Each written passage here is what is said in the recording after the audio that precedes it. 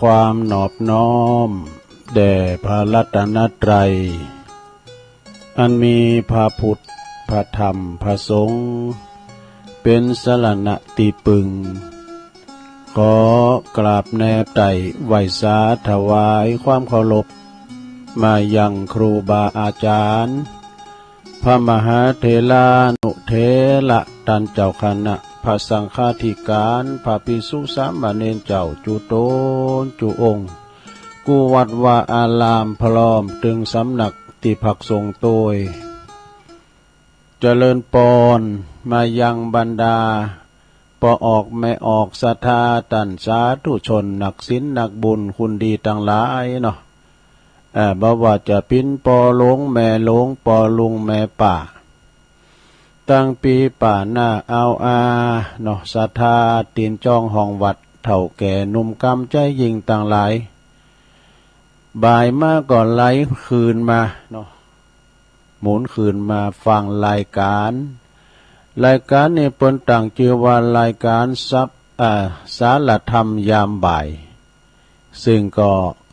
ดำเนินรายการโดยต้นโตแห่งอาตมาภาพเก่ากระผมตุลุงนันชัยวัดนาคเสโนแห่งวัดพระธาตุดอยน้อยตำบลดอยหล่ออำเภอดอยหล่อจังหวัดเชียงใหม่ก็มาปบมาปะกับปอออกศรัทธาที่จริงแล้วก็เป็นรายการของอาจารย์พระครูอภิวัฒนาวิกรมซึ่งเป็นเจ้าอาวาสวัดปากตั้งเจริญเนาะเปิ้นก็ไปปฏิบัติศาสนกิจบอกคือตุลุงเติมมา2 วันแล้วนะต่างมาชดเชยว่าเปิ้นว่า2 วันไม่ได้มาเปิ้นก็เลยมอบหมายถวายเวลาตุลุงจัดเต้นไปก่อนเด้ออีนะตามปกติในวันพุธนี่ก็จะเป็นวันที่อาจารย์ประครูจะดำเนินรายการสนทนาธรรมเนาะซึ่งก็ผู้ลมรายการก็ท่านพระครูสุเมธธรรมเสวีอันนี้เพิ่นก็ไปทางปุ่นทางปักไต่ปุ่นนะไปปริวาสกรรมปินเดินนะสาธาก็มีหน้าปุ่นจะมานะฉะนั้นก็เปิ้นก็เลยมอบหมายถวายเวลาตุลุงจัดให้ก่อนวันนี้วันพุธก็ดำเนินรายการแทนกันไปเนาะเฮาอยู่กับเปิ้นแทนแต่ว่าก็ว่าเปิ้นอยู่กับเฮาแทนแต่2 วันที่ผ่านมารายการตุลุงก็ได้เข้ารายการเนาะก็คืนเวลากับท่านพระครูเพิ่นก็นิมนต์ตนอื่นแทนก็ต้องขอกราบขอบคุณในความเมตตาเนาะวันจันทร์ก็ขอขอบคุณทางตุปีเจริญโชติธรรมโมเมืองฝางพุ่นเนาะเปิ้นอยู่เมืองฝางพุ่นนะวัดศรีมหาโพธิ์ที่ไหนเนาะมอนปิ่นพุ่นน่ะเปิ้นก็เข้ารายการตุลุงฟังย้อนหลังก็เปิ้นก็อู้จะดีดู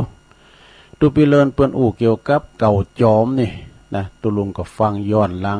อู้ดีอู้มนฟังแล้วก็คิด ฟังเปิ้นอูโมนเปิ้นก็ถ่อมตูไปมันได้เนาะตุปีเปิ้นอูโมนกะเปิ้นอัดพระแผ่นสปอร์ตพุ่นนี่ แล้วก็วันการแต่ว่านี่ก็ขอบคุณทางสามเณรเอาหลักปัญโยนันตัวเน้อวัดสันเมืองเปิ้นก็ตกแตนตัวลงไปเนาะบริหารเวลากันไปศรัทธาเนาะเปิ้นว่าบ่ฮือศรัทธาได้งอมได้เงากันอย่างตุลุงวาน่ะการเปิ้นอยู่ก็เฮาแตนการห้ามอยู่กับเปิ้นแตนนะแบ่งบ่ายแบ่งเบ้าภาระกันไปอีกนะเนาะมาปะกันวันนี้ก่อนที่จะเอิ่นไปทางหน้าทางในตุลุงก็จะขอขอบคุณทางสถานีวิทยุในคืนเครือข่ายต่างๆที่เปิ้นรับสัญญาณรายการช่วงเวลา 15-17 นาฬิกาเนาะขอบคุณสถานีวิทยุคลื่นธรรมะของชุมชนวัดห้วยตองซักเนอ FM 98.75 เมกะเฮิรตซ์โซนใต้ซ้ายใต้ก็ฟังกันไปแล้วก็ขอบคุณสถานีวิทยุคณะสงฆ์อำเภอฝางจังหวัดเชียงใหม่ FM 102.25 เมกะเฮิรตซ์เนอพี่น้องต่างเมืองฝางแม่อายชัยปราการก็ฟังกันชัดเจนดีเนาะก็ฟังกันไป ขอบคุณสถานีวิทยุคลื่นพระพุทธศาสนาการศึกษาและวัฒนธรรมของวัดไฟหินสุเทพเชียงใหม่ FM 104.50 เมกะเฮิรตซ์เนาะพี่น้องตั้งองค์ขลงในเมืองก็ฟังกันไปโพดแผ่วหลายดอยบุญนะขอบคุณสถานีวิทยุมนเสียงธรรมมนเสียงธรรมนี่อยู่ปุ้นวัดบุพารามอำเภอแม่แจ่ม FM 106.25 เมกะเฮิรตซ์เด้อและก็ขอบคุณสถานีวิทยุบ้านทุ่งเรดิโอ FM 89.50 เมกะเฮิรตซ์นะอำเภอสันปัดตองของปอดมแม่เทียมวันพุทธวงศ์นะอันนี้ก็เป็นสถานีคืนบุญต่างๆเด้อสถาญาติโยมทั้งหลายได้ออกสถานีได้ถึงบ้านถึงจ้องของออกสถาฟังกันถึงบ้านถึงจ้องก็เพราะว่าเปิ้นลิงสัญญาณไปเนาะก็ทำมาเกิดว่าจะได้ยังได้เตียวไปไหนนะสอหาคุณขับรถเหรอจะไปสถานีเนี่ยนะที่ปากทางเจริญเนี่ยไอ้นะก็ไม่ได้ว่าไม่ได้จ่ายไปเพียงแต่ว่าเตียวมาเนี่ยมาที่ห้องส่งเนี่ยแล้วเขาก็ออกรายการเนี่ยเนาะมันสบายสถาสูงสัญญาณปฏิวัติปากทางเจริญปากทางเจริญก็โหจ่ายดูจ่ายไปตังเมืองฟางจ่ายไปตังองค์ขลงในเมืองจ่ายไปตังแม่แจ่มเนี่ยกะนะก็ไม่ได้เสียงน้ำมันลดสังตั้งใดนะก็เพื่อว่าเฮาก็วางโดยไม่ได้ไปไหนเนาะแต่สมัยแต่ก่อนนี่จะไปเข้ารายการนี่ต้องขึ้นรถไปนะบุ่นไปเชียงใหม่บุ่นสถานนี่มีไหนก็ไปนะแล้วก็ได้ซื้อเวลาออกโดยนะเนาะสถานเวลาเปิ่นปีเงินปีทองก่อนนี้พระสงฆ์ที่เปิ่นออกรายการเนี่ยตั้งแต่หลวงปอท่านพระครูบุญตันก็เนี่ยเนาะพระครูอาทรวิสุทธิคุณก็เนี่ยตุลุงฟังได้มาเป็นละอ่อนเลี้ยงควายอยู่กลางตุงกันนะฟังเปิ่นเตดออกสถานีนะท่านมหาเจ้าคุณมหาศัพท์เขาก้าเนาะท่านมหากมลโชติมันโตเขาเนี่ยก่อนนี้เพิ่นได้ซื้อออกรายการนะสถาเผยแผ่ธรรมตั้งคืนเนี่ยเวลาก่อนเป็นเงินเป็นทองประเด็นนี้เจ้าของสถานีนี่เปิ้นหันความสำคัญคุณเฒ่าคุณแก่อยู่วัดอยู่บ้านงอมเนาะก็เลยแบ่งบ่ายเวลาปดโทกันว่าเปิ้นขายบ่ได้ขายปุ๋ยขายยาได้สตางค์หน่อยซะกะมื้อเนาะเมื่อเจ้าตั้งแต่ตี 3มาดูมาถึง 7 โมง 8 โมงไปซะนะเป็นคืนบุญทางนั้นนะแล้วเมื่อแรงก็ตั้งแต่เนี่ยบ่าย 3 โมงเนี่ยไปนะจนถึงปุ่นเขานอนบนเนาะ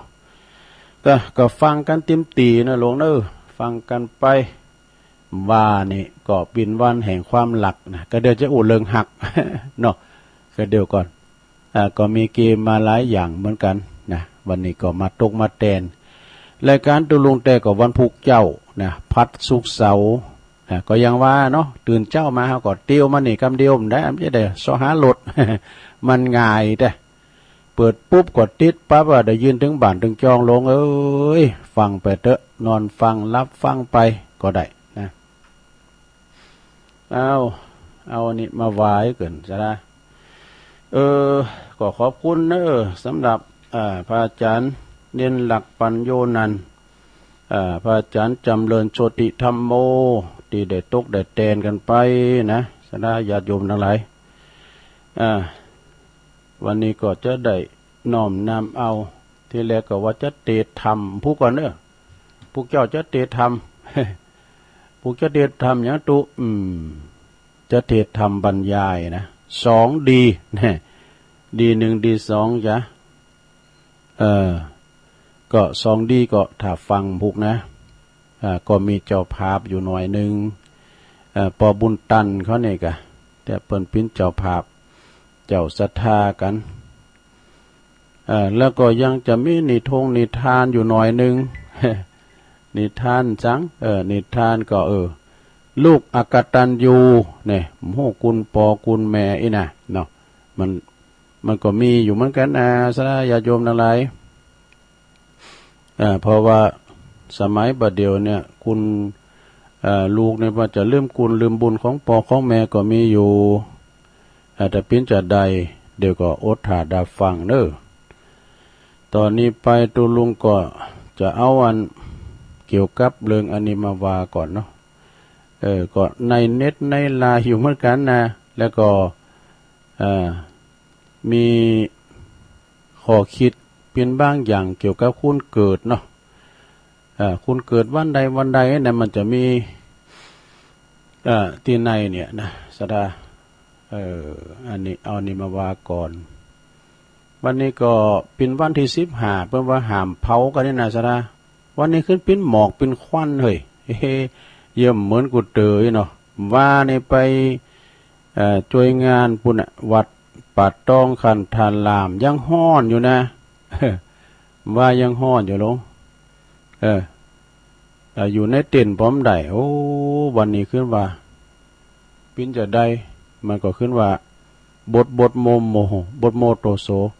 เอากำมวลกำงานนี่ก็น่าลงเนาะกำมวลกำงานก็เคยมีมาแล้วนี่ก็เคยว่าแล้วก็เห็นเนาะจะถามนะจะถามปัญหาไม่ลงเขาปอลงเขาน่ะเนาะข้อสอบเนอะอันนี้ข้อสอบกำเมืองนะไปตอบได้พองกำวัดเตียวเอา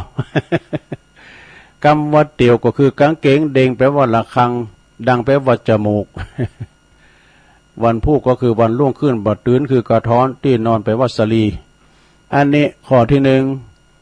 คำว่าเตียวในภาษาเหนือข้อใดที่สวมไม่ได้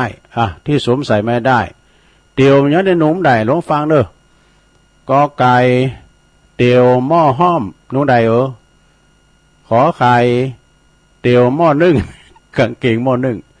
ขอควายเตียวสะดอนี่งองู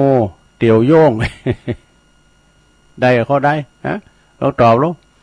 คำตอบคือขอไข่เตียวหม้อนึ่งนุ่งไม่ได้ อย่างเพราะนั้นคุณไทยนะย้ำมาก็โหหมดแล้วกางเกงหม้อนึ่งกางเกงงั้นหม้อนึ่งแล้วอันคุณใส่ได้ก่อนโอ้ผมใส่ไปแล้ว3 ตัวแล้วว่ะข้อที่2หลงฟังเด้อข้อที่2นะกำมวลกำงันได้เด้อกระเดินด้านเราในทานหลงข้อคิดเป็นวานกำเมืองเหนือกับกำเมืองกำไทยกำเมืองเนี่ยนะข้อที่2คำว่ามะละกอภาษาเหนือเรียกว่าอะไรเนี่ยกอไก่บักกล้วยกา ขอไข่บักกล้วยเกวียนนะคอควายบักกล้วยแก้วบักกล้วยแก้วงองูบักกล้วยเต๊ดนี่ มาถูกงองูไปแล้วเนาะแต่ถ้าว่าไปก็ย่ำถูกกำยองเด้อคำว่ามะละกอบักกล้วยเต๊ดย่ำถูกเด้อกำยองแปลว่ากล้วยสีเป้านะ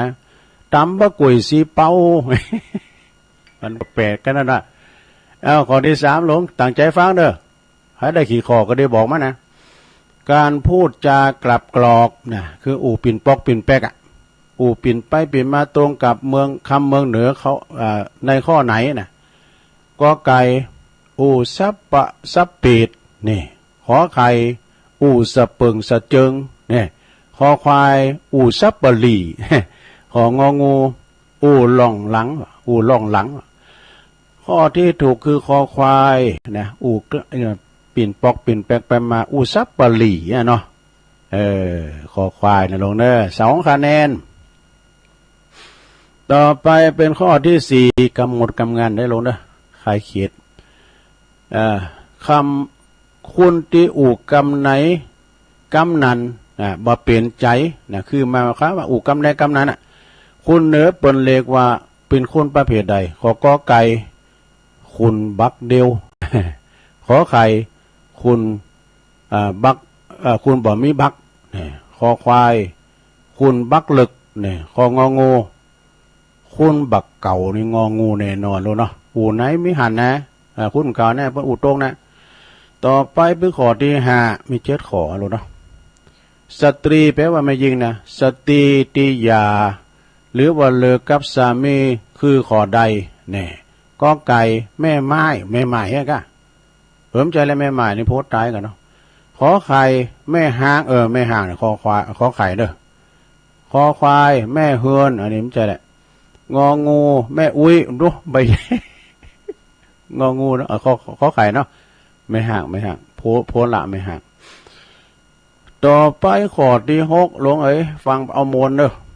ข้อใดปัจจัยจือผลลำไม้ของภาคเหนือนี่ข้อใดหลวงที่มันปัจจัยเป็นผลลำไม้ของภาคเหนือ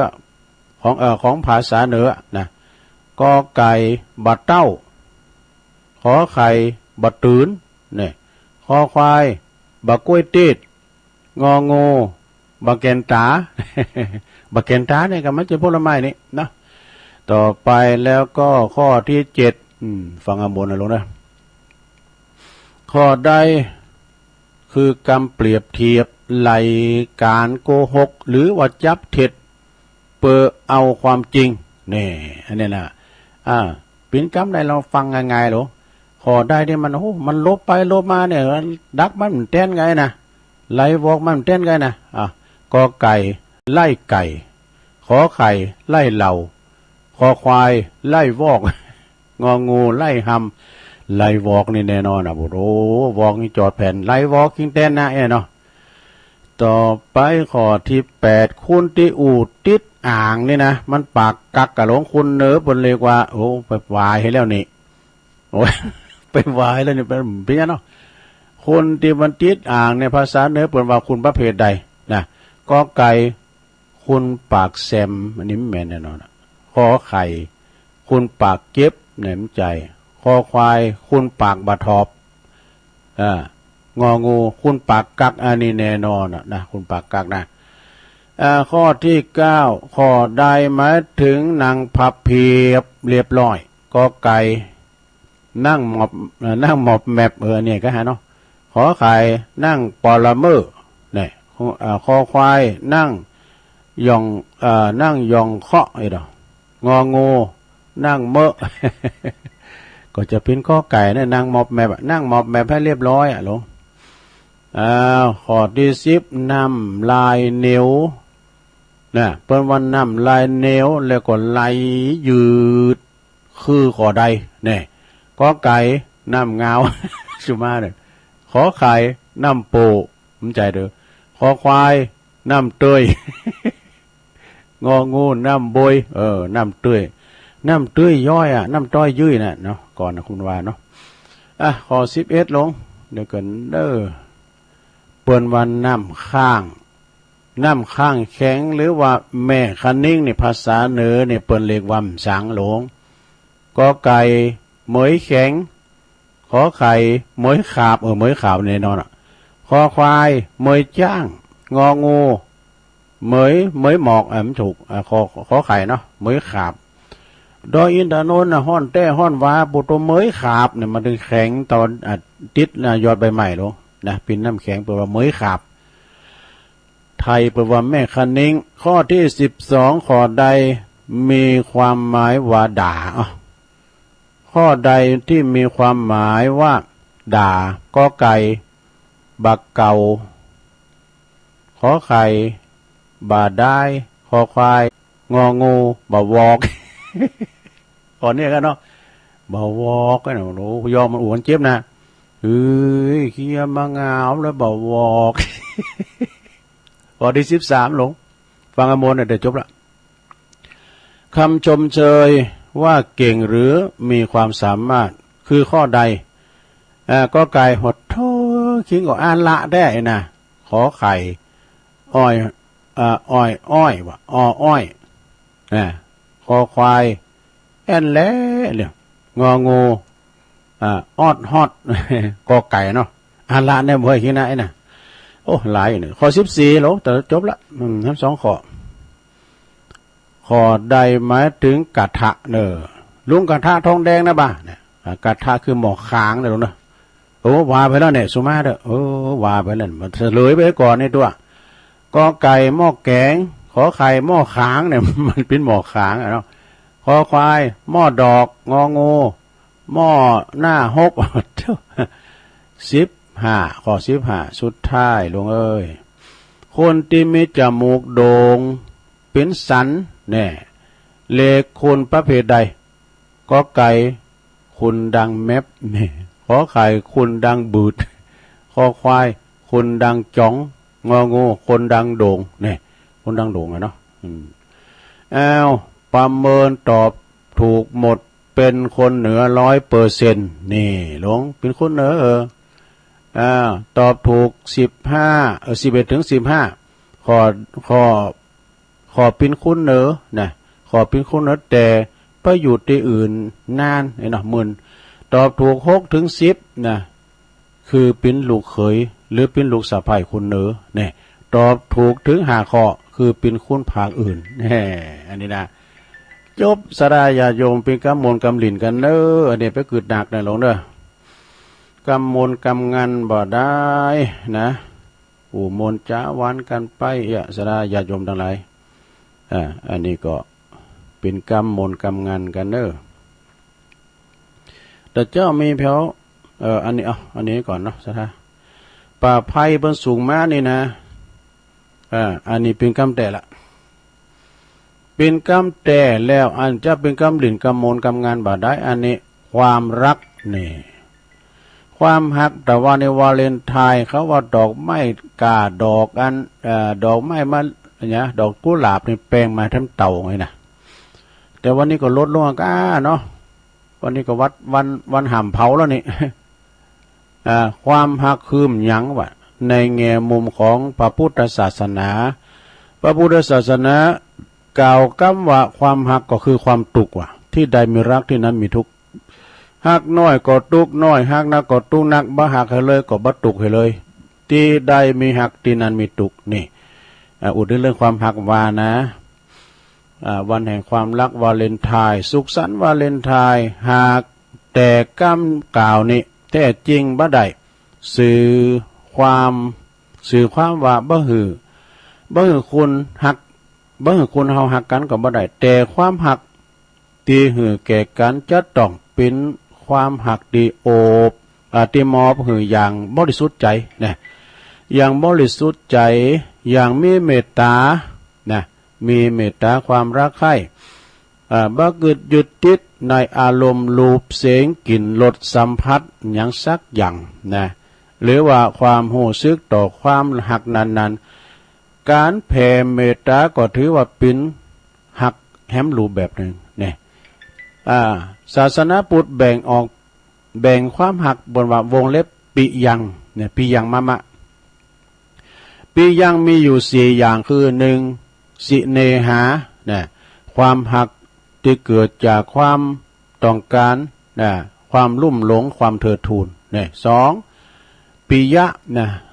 ปิยะก็คือความหักที่เกิดจากสัญชาตญาณหรือว่าความหักในเครือญาติเนี่ยหักเพื่อนพ้องน้องพี่หักเครือญาติเดียวกัน3เปมังเนี่ยเปมังความหักที่เกิดจากความผูกพันแล้วก็ช่วยเหลือกันซึ่งกันและกันมาเนี่ยหักกันแป้งกันช่วยเหลืออบอ้อมอารีซึ่งกันและกัน4เมตตา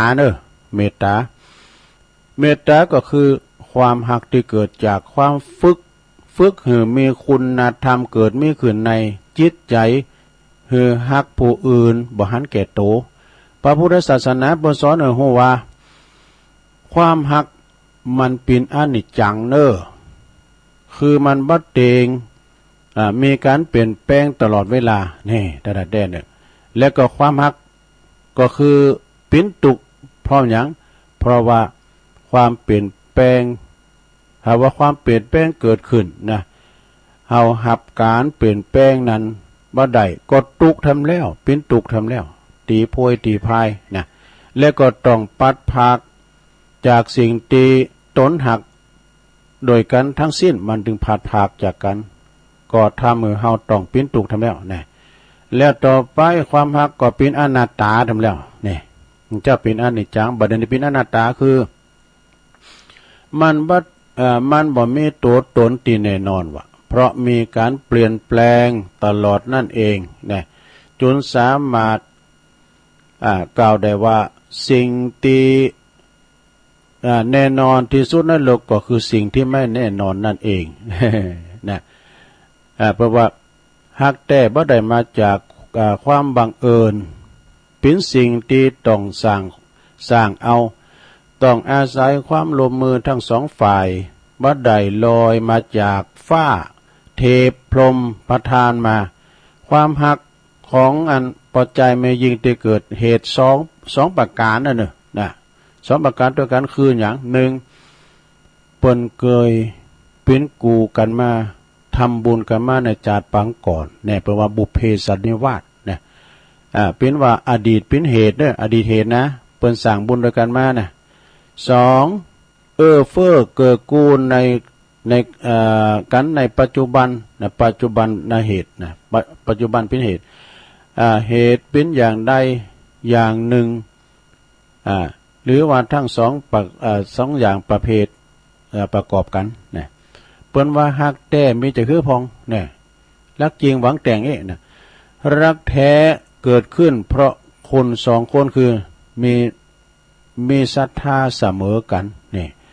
ศรัทธาก็คือความเจอเสมอกันแต่นี่โตเพิ่นก็ว่าอันน่ะรู้เนี่ยมันเสมอกันปัจจัยกามันคูณละลายเนี่ยนะสูเฮาไปก้ามลำไยโอ้มันเป็นลายก็บ่ไว้ปุดตื้นน่ะกายมันเสมอกันอ่ะแล้วก็สองศีลเสมอกันเนอะนะโพสอบไปวัดเมไปหำอย่างนี่ก็ใจเปิ้นก็โหมไปถึงสองนะคือมันมีศีลเสมอกันแล้วก็ต่อไปนำใจเนอะจาคะคือการบริจาคจาคะเสมอกันนะเปิ้นกินโตกินเปิ้นตานโตต้านบาคัดกันนะแตกบามั่งกันอันนี้อยู่กันตลอดรอดฟังแล้วก็มีปัญญาเสมอกันนี่ปัญญาก็เสมอกันนะสดานะผู้ใดมีคุณสมบัติครบสี่ประการจะถ้าเมื่อมีใจดีต่อกันเล็งแลกันโดยสายตาอินดู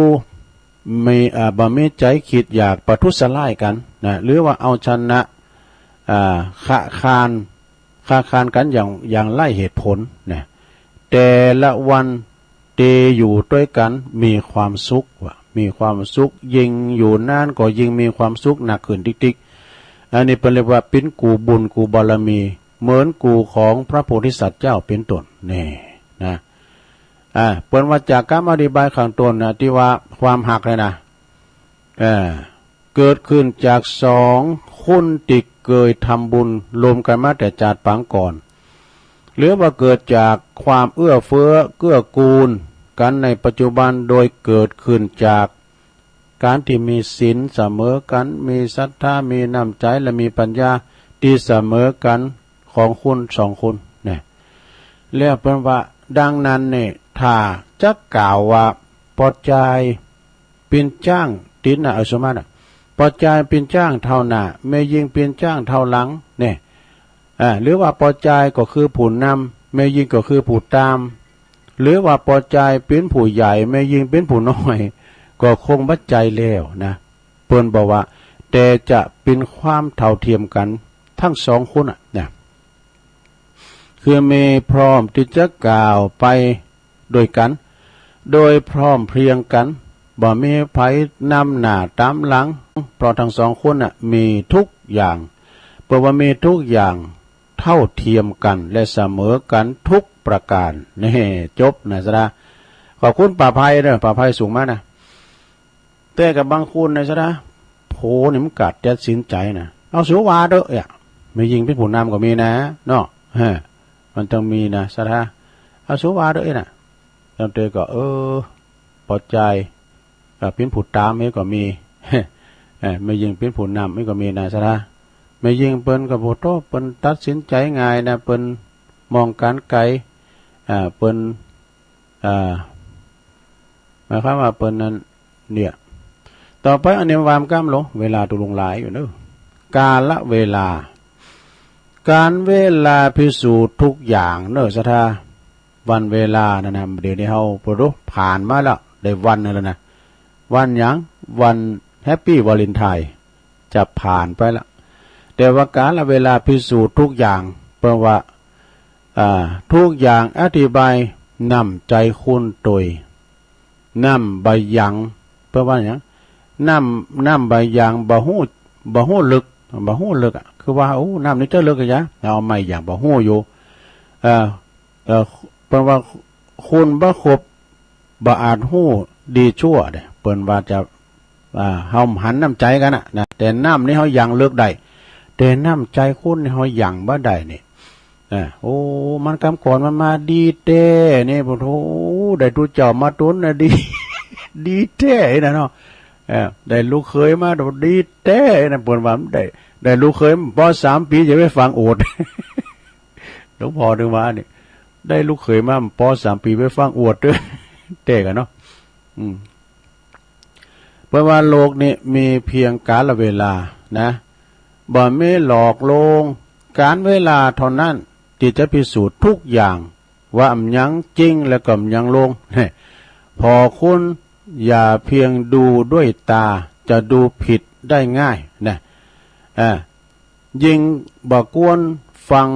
เพียงแต่ฟังโดยหูเพราะล้วนเป็นคำเท็จนี่มีเพียงอาศัยเวลาสัมผัสโดยใจสิ่งที่จริงจะลงบ่ได้นะที่ลงบ่ได้ที่สิ่งที่ลงก็เป็นจริงบ่ได้นี่ในการเวลานั้นดีพิสูจน์ใจคุณหันประจักษ์พยานเป็นนิสัยคุณหันความจริงเปิดโปงความลวงเนี่ยไผเป็นคนจริงไผเป็นคนหลอกไผเป็นคนหลอกลวงกาลเวลาบอกได้นั่นเอง จบอันนี้พอยาวเวทาท่านอาจารย์พระครูอภิวัฒนพิสงผลสูงมากเนาะอันนี้ก็จบไปกำแต่พองลิ่นพองนลงเนอแต่พองลิ่นพองก็เอามาเล่าสู่จู้กันฟังตอนนี้ไป ก็เอาอันนี้มาวาแทมกำหนึ่งเกินสราญาโยมป่าภัยก็ว่าพอละกลุ่ม140เนี่ยในวันนี้ก็เป็นวันปุดเนาะสราเนาะเป็นวันปุดเดี๋ยวกันเนอตุลุงก็ว่าตัวย่างก็ไม่ได้นะซอหาตัว มันอยู่ในเน็ตนะสรานะตุลุงก็เอาฮักเปิลมาว่ากับปุตโตมันโมนดีนะผู้ที่ทำคนเดิมก็ส่งมาอยู่นะในเวลาเขาต้องการเนี่ยมันขี้หายนะบอกว่ามันพิ้นจะได้มันก็เวลาเขาติ๊กไว้แล้วเนี่ยโอ้แม่จงดีก็ส่งมาเนี่ยแล้วอันนี้ล่ะผู้ที่ทำคนเดิมแล้วมีก็ขอให้แมวเดินเพลินก็มีเนาะอันนี้ก็ปอยาวซะนะอันนี้เป็นว่าสวัสดียามเจ้าวันนี้วันพุธนะโยมนะ ผู้ที่ทำคนเดิมประสงค์มาเป็นว่าขอบคุณเจ้าวันใหม่สดใสสวยงามขอบคุณลมหายใจอันมีกาขอบคุณพ่อแม่ผู้ให้กำเนิดเนาะขอบคุณไปหมดเนาะขอบคุณครูบาอาจารย์ทุกท่านขอบคุณกายนิจิตดวงนินะขอบคุณทุกสรรพสิ่งรอบกายนะลงเด้อขอบคุณญาติพี่น้องเปินและก็กัลยาณมิตรที่ฮักทุกคนนะขอบคุณโดยรอยยิ้มอันสดใสขอบคุณโดยความฮักจากใจนี่ขอทานเด้อแล้วก็เฮอวันนี้แล้วก็ทุกวันเป็นวันดีๆและมีคุณภาพสุขภาพมีความสุขแล้วก็สุขภาพร่างกายก็ขอสมบูรณ์แข็งแรงเด้อสดใสสงบนะใจสงบแล้วก็ลมเย็นเป็นสุขใจสงบลมเย็นเป็นสุขเป็นผู้ที่รู้ตื่นเบิกบานทุกขณะสาธุ เอาทาเด้ออันนี้นะในเมตตาธรรมหลวงปู่เด้อพุทธิธรรมคนเดิมเปิ้นก็ส่งมานะ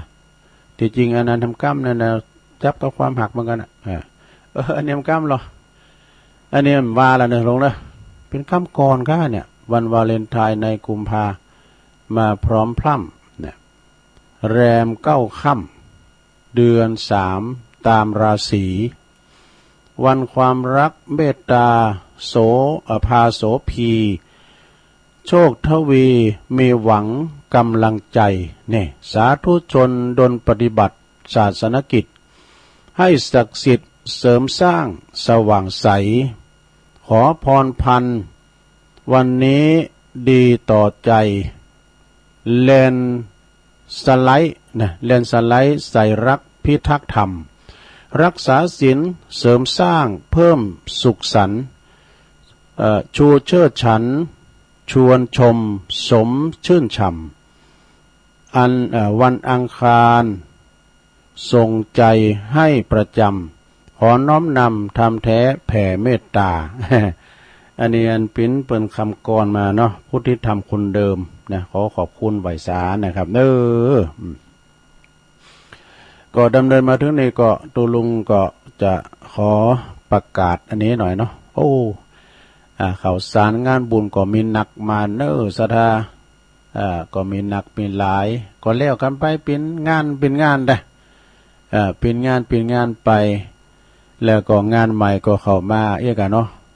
ว่านี่ก็ไปปูนไปวัดป่าตองคันธารามตั้งแต่เดินหาปิ้งมาหลงเดินหาปิ้งนี่ก็ไปรวมช่วยงานวัดฟ้าหลังเนาะในตำบลเดียวกันเนี่ยปีนี้เปิ้นจัดใหญ่คุณก่อนนักก่อนหลายเปิ้นยกยอฟ้าโดยเมตตาธรรมอาจารย์พระครูปิยกิจปรีชาอันเป็นเจ้าคณะตำบลดอยหล่อเขต2เจ้าอาวาสวัดฟ้าหลังเปิ้นก็มีจิตใจแผ่กว้างตอดผ่าป่ากันคุณหนักคุณหลายปีนี้คุณหลายที่วัดฟ้าหลังนะจบจากหันแล้วก็ไปปล่อยหลวงวัดแม่ขานหลังถ้ำท่านพระอาจารย์นฤนทร์โลจโนปกำนันมานิดแดงเมืองเขาเนี่ยนะแล้วก็บ้านของอันแม่ครูขับขานตำนานซอแม่ครูแสงเอ่ยเขาเนี่ยคุณก่อนนักก่อนหลายก็กินมนต์ตานหวานกันไปแล้วกันไปตอนนั้นก็ไปปล่อยหลวงวัดเราดูก็ไปจวย2 วันนะเนี่ยวันห่างน้อยกับวันห่างหลวงที่วันตาลวันตัดไว้ลูกนิมิตเหมือนได้ไปสักคำโหลดมาวัดป่าต้องโหลดจากมากับวัดป่าต้องคันธารามก็เลี้ยวไปว่าเนี่ยเนาะสดาแต่ละงานในตุลุงมาสังเกตเนี่ยคุณนักคุณหลายหลังจากที่มันตุดกันมาหลายปีเนาะเปิ้นจัดใหญ่ก็มีหลายอย่างเนาะมีครูบาอาจารย์ว่ากับเป็นรบพิ30 ปลายเปิ้นมาสืบจัตตาหลวงกันทักษิณากันเนี่ยกันนะ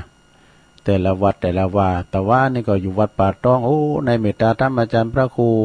ท่านพระมหาธีรพันธ์ธีรกิติอาจารย์มหาเบลปท9เจ้าคณะตำบลน้องหล่องนะเจ้าวัดตุ่นพึ่งน้องหล่องบนนะก็โทรมาหาตุลุงอยู่ไหนด้วยนะผมมาที่วัดนี่นะเนี่ยเอาใบหนึ่งมุนมาตุลุงนากาเนี่ยตุลุงอยู่วัดป่าต้องเว้ยกะเอาไว้หน้าห้องสงฆ์กันด้วยก็ได้มาละนะก็งานก็กำลังจะเริ่มกันเข้ามาเนาะเดือนมีนาเมษาก็จะหนักขึ้นมาเนาะวันพุธก่อนก็ประกาศข่าวสารงานบุญนะลุงนะวันพุธเจ้าก่อนพระศุกร์เสาร์ประกาศให้ครูบาอาจารย์เนาะตอนแรงนี่เพิ่นฟังกันหลายขอบคุณยายจันยายจันเรือนใสก็ตักเข้ามาว่าเปิ้นตานให้ยายยายหมอนท่าว่าเปิ้นตาน100 วันปรากฏนิมนต์ตุลุงเหมือนกันนะตุลุงก็ไปติดพวกปัดต้องมันเต็ดกันเนาะวัดเหล่ามนทาทิพย์52ตัวโยมเกษณีแล้วก็กลุ่มเทพารักษ์24ในเมตตาธรรมอาจารย์พระครูอภิวัฒนวิกรมก็ตักมานะเสจะไปลืม15-17จัดแล้วบุญส่งโทรจากสายจากลำปางแล้วก็มีชมรมสกาย83คนดอยนกยุงไหวสานะครับเจ้าได้รับสายเปิ้นโทรเข้ามาแม่จันติบจังซอในเปิ้นก็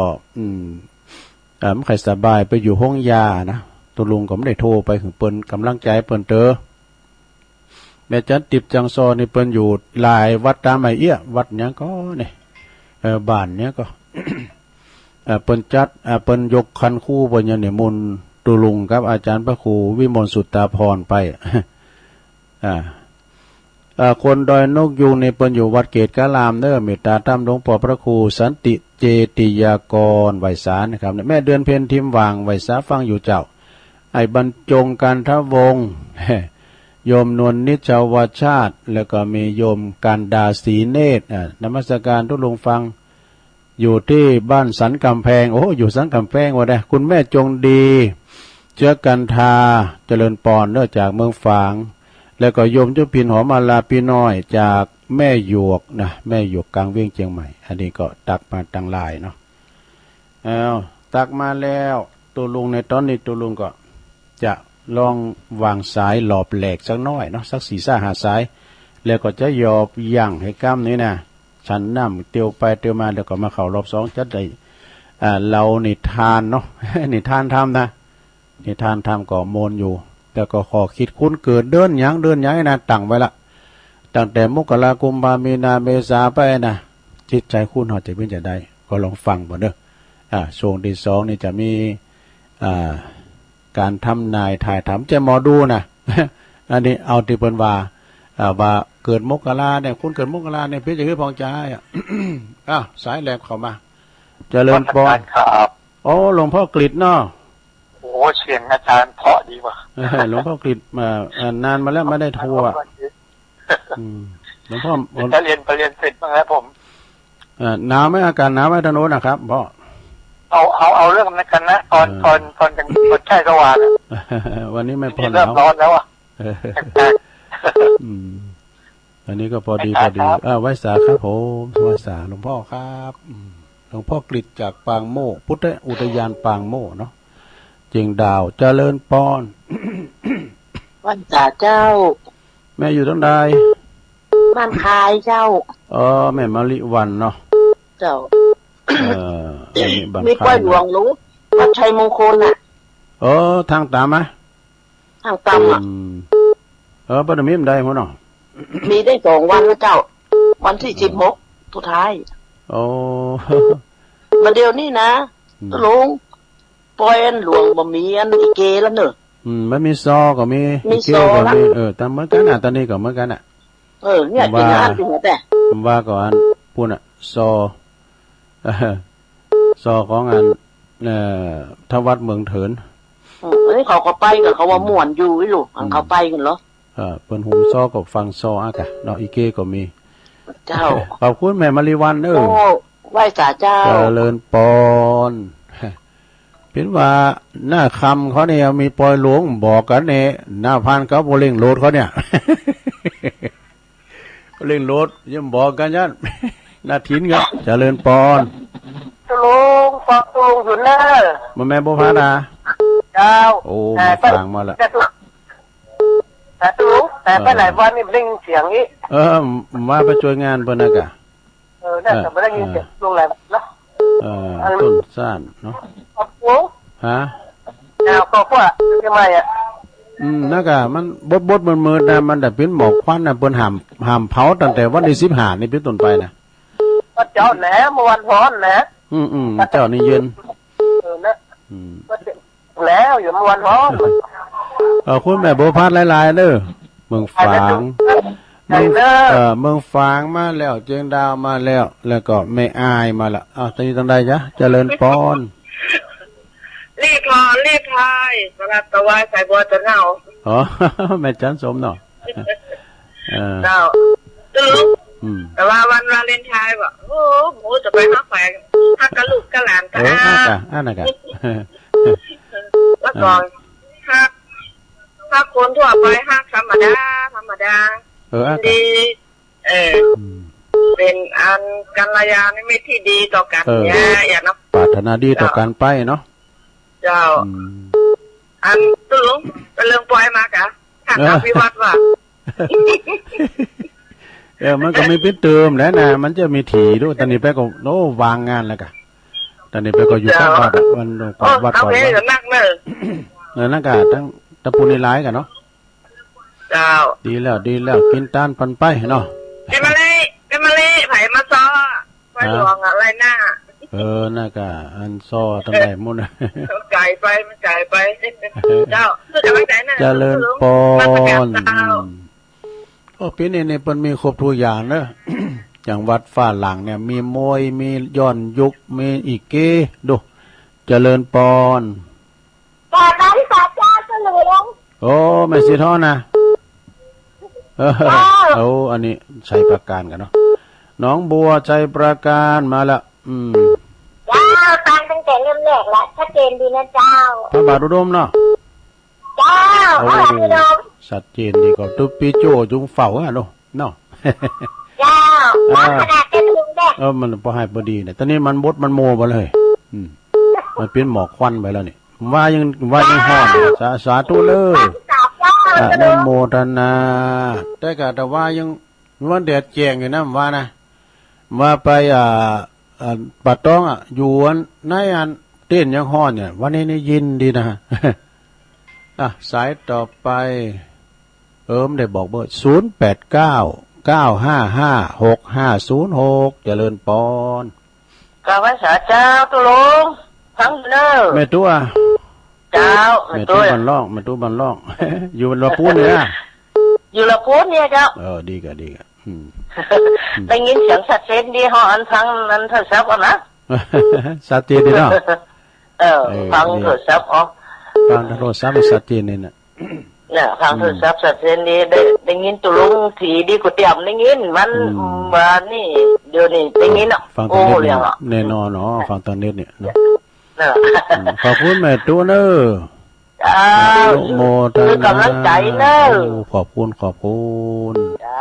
ขอบไว้สาเจ้าอันนี้แม่ตุบันล่องเนาะขอมาใหม่0899556506วันนี้เป็นวันปุดเนาะวันปุดเมื่อคืนนี่ก็เอาไผออกจ้านะท่านพระครูก็เจริญปอนมันจะสายเจ้าด้วยยายพรร้องวัวแดงเนาะฟังชัดเจนดีบ่ชัดเจนจะดีแล้วฟังไปติ๊กเด้อฟังไปติ๊กบุญรักษาเทวดาคุ้มครองเด้อเปิ้นกำอุตุเปิ้นบอกไว้นะหลวงเปิ้นว่าวันที่14เจริญปอนกำนี้ติดหมอกำนี้กำหนึ่งเนอะทุลุงแม่บวันนี้วันเกิดโยมแม่อย่างวันที่15น่ะเดือนกุมภาพันธ์แฮปปี้เบิร์ธเดย์เนอะขอบคุณเจ้าขอให้แม่บมีสุขภาพพลามัยสมบูรณ์แข็งแรงอยู่ดีมีสุขตลอดปีตลอดไปเกิดเดือนมาเต็มมาตุลุงสาธุเจ้าเป็นยังก่อดีแล้วโลตีหนแล้วเป็นกระดูกทับเส้นหายละโอ้ดีแล้วน้ำเพชรบอกงานนักเจ้าสาธุบุญทั้งแฮปปี้เบิร์ธเดย์แฮปปี้เบิร์ธเดย์ก็น่าจะขออยู่ดีกินหวานเนาะสุขสบายตลอดปีตลอดไปเนอะอย่าเจ็บอย่าจนกินต้านไปใจเจริญปอนว่าสาเจ้าตุลุงว่าสาวรักเจ้าใส่ประการมาแล้วเจ้าตุลุงมีกระหายข้าวเจ้าที่ใส่เตียวมานึ่งได้นั่นเจ้าเป็นตุลุงอยู่เจ้าเป็นกำมลกำงานได้เนอะไปถือเจ้าสังหาเนาะน่าก็ไม่สาเจ้าตุลุงเจริญปอนพี่น่าเป็นฟังเป็นขอคิดเหมือนกันเนาะแม่บอนี่ก็อายุตอนเดียวกันกะก็อยู่ไกลแต่หาเรื่องกินกันเรากินขนมศีลนี่เจริญปอนเจ้าไม่สาเจ้าตุลุงอยู่ตั้งใดจ้าแม่พุทธนิมิตเจ้าอันแม่มนเจ้าพุทธนิมิตไม่ใช่อยู่บ่ได้แต่มันได้ฮะฟังบ่ได้เจ้าฟังในโทรศัพท์คนนั้นห่วยตองซักดักปิ่งยินบ่อยปกติเธอสายแต่มรู้มากันแล้วเจ้านี่ฟังในโทรศัพท์จะได้ว่าติวสะดอทั้งใหม่ก็หมู่เจ้าอ่ะเป็นกำลังใจเด้อมะละกอไปอะไรแปลว่าอะไรบะกล้วยเตี้ยบะถูกเด้อน้ำกล้วยสีเป้าผูกก็หวานใหม่เหรอเจริญปอนเอาไว้สาเจ้าตุลุงเจ้าแม่พันเนาะเจ้าแม่พันเขาเป็นไปตานกันที่ไหนหันอยู่เหรอไปวัดต้นหนูนอย่าเจ้าแต่ว่าฟังธรรมหลวงเจ้าตุลุงน่ะกะเจ้า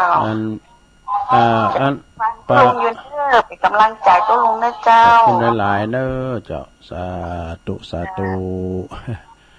เอาเฮ็ดตะอีกันเนาะโตกรรมเดียวได้11สายเนาะกันเดียวก็มาว่ากันต่อแถมเนาะศรัทธาญาติโยมเดี๋ยวตุลุงจะเล่านิทานให้ฟังนะฟังกันไปแล้วเดี๋ยวขอคิดไผเกิดเดือนหยังนะฟังเด้อก็เดี๋ยวนะมกรากุมภาเมนาเมษากุศลธรรมากุศลธรรมะ ดูพอมันได้เนาะดูพอบทใหม่ดูพอทา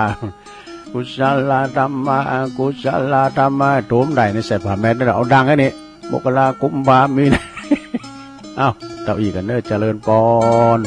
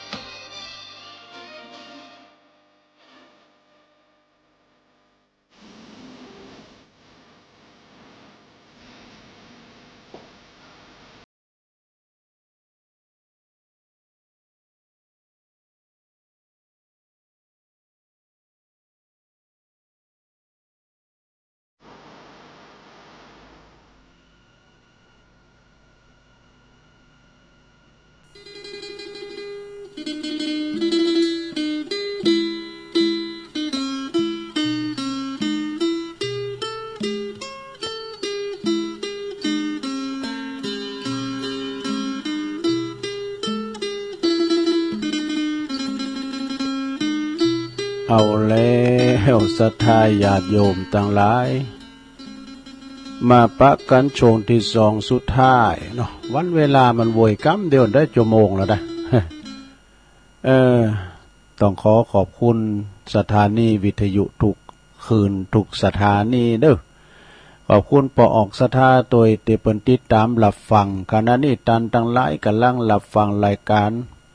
สารธรรมยามบ่ายนะซึ่งตุลุงก็มาตกมาแตนสนองงานครูบาอาจารย์เนาะหลังจากที่ว่ามันได้มา2 วันจันทร์การนะเปิ้นก็หือมาสดเชยวันเนี้ย วันปุดเนาะวันปุด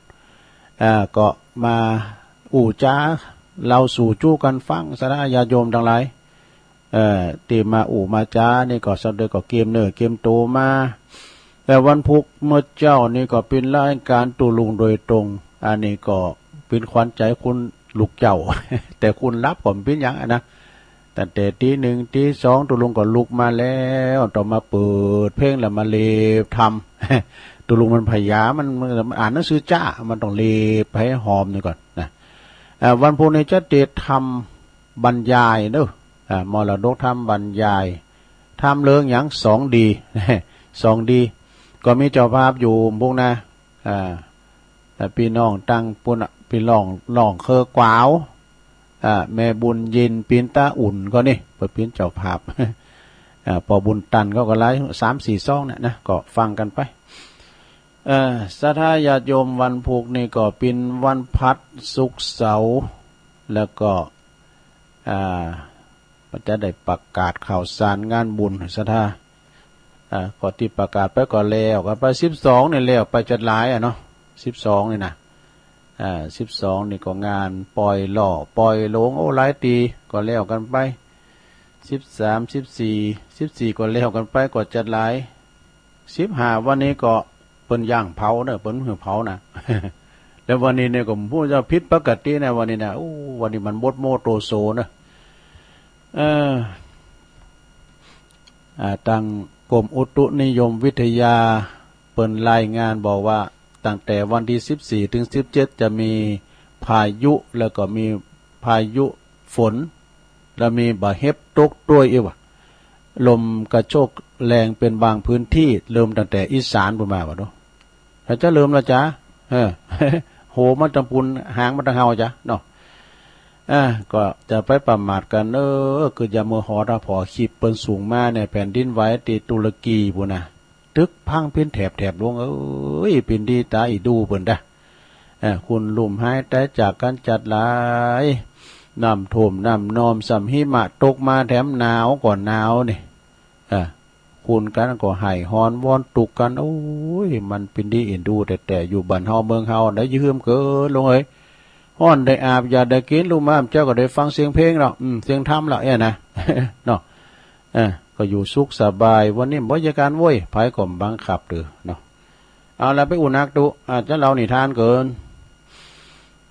นิทานนั้นนี่ก็ได้ฟังกันมาหลายซะนะครูบาอาจารย์ท่านอาจารย์พระครูก็เลยเคยเล่าละตัวลุงเอามาลืมนะครับปัดฝุ่นพราหมณ์ชราที่ถูกที่ลูกไม่เลี้ยงเนี่ยซะนะเป็นอุทาหรณ์เด้อไผมีลูกบ่าวลูกสาวนะเนี่ยเพราะว่าจะไปฟังถอดขิวถอดงาเด้อ เวลามันเป็นของเขาไปแล้วเนี่ยไพ่พอดูแลนะพอเรื่องนี่เป็นตัวอย่างเด้อนะมีพราหมณ์ผู้หนึ่งนะอยู่ในกรุงอยู่ที่กรุงสาวัตถีมีทรัพย์สมบัติ800,000สะดาดูมีเงินอยู่800,000ว่ะมีลูกปอจ่ายถึง4 คนมีแม่ยิงสักคนน่ะลูกปอจ่าย4 คนเนี่ยก็ไปแต่งงานกันหมดแล้วก็ปอก็แบ่งสมบัติให้คุณละ100,000คุณละ100,000ว่ะเหลือทั้ง400,000มันมี800,000สตังค์เอาไว้เหลือ400,000เอาไว้ต่อมาภายหลังภรรยาหรือว่าแม่ของปอจ่ายถึง4น่ะแม่เพิ่นตายนะบอกพราหมณ์ผู้เป็นแม่ตายไปแถมลูกบ่าวลูกสาวพวกลูกจึงปรึกษากันว่าเกี่ยวมค้ำมามจูมาปรึกษากันแล้วบ่าเวลาเสือเฒ่าสมมาเวลาอีปอได้เมใหม่จ้าว่าอันนี้มันอู่กันนี่ดูมันปรึกษากันเวลาอีปอได้เมใหม่ได้ลูกมากก็เอาไปปอให้ลูกใหม่บ่กะเห็นน่ะไปสมบัติทั้งหลายเนี่ยมันจะตกของเป็นลูกใหม่พวกเฮาต้องไปประจบไปอู่ต่อนอนเนาะ ไปประคับประคองไปโต๊ะไปลมอีปอเตอะอีว่ามาแล้วก็ปากันปัจจบปัจแจงบิดาป่อนเข่าป่อนน้ำปตโนดฟันคัสสีสวีวานาต่างๆประการเยอะหมดจนว่าเวลาบิดาอารมณ์ดีนะก็แสดงตนในการอยู่คล้องเลินเนี่ยปอเอ้ยสตั้งอยู่กับอีปอนี่นะ400,000นี่นะบัดเดี๋ยวนี้มันบ้านกันเมืองยานะเขามาจุมาหลอกนะเนี่ยไปบอกเบอร์โทรศัพท์ของเขานะ อันเบอร์หมายเลขอันธนาคารเขาไหนนะมันแบบปลอดภัยปอยเอาอีกดีกว่าไอ้เนาะสตั้ง400,000เนี่ยเอามาปั้นลูกเขาเด้อคุณแสนน่ะลูกเขาจะเอาไปทำทุนแล้วจะเลี้ยงอีปออย่างไอ้นะไปกวกันเถอะจะมาเลี้ยงกันจะปั้นหมดกัน จะมาพอดูแลอีกอะพรามก็ตายใจกันเนาะปอนะเขาไปจุไปหลอกเนาะก็เลยแบ่งทรัพย์คนละแสนว่ะไปมีมดเรื่องถอดเขี้ยวถอดง่าแล้วโดยความเจอว่าลูกจะเลี้ยงดูตามคำพูดนะตามคำสัญญาที่พูดไว้ว่าในกาลต่อมาปอเฒ่าก็ไปอยู่ต้วยบ่ายเก่าเนาะ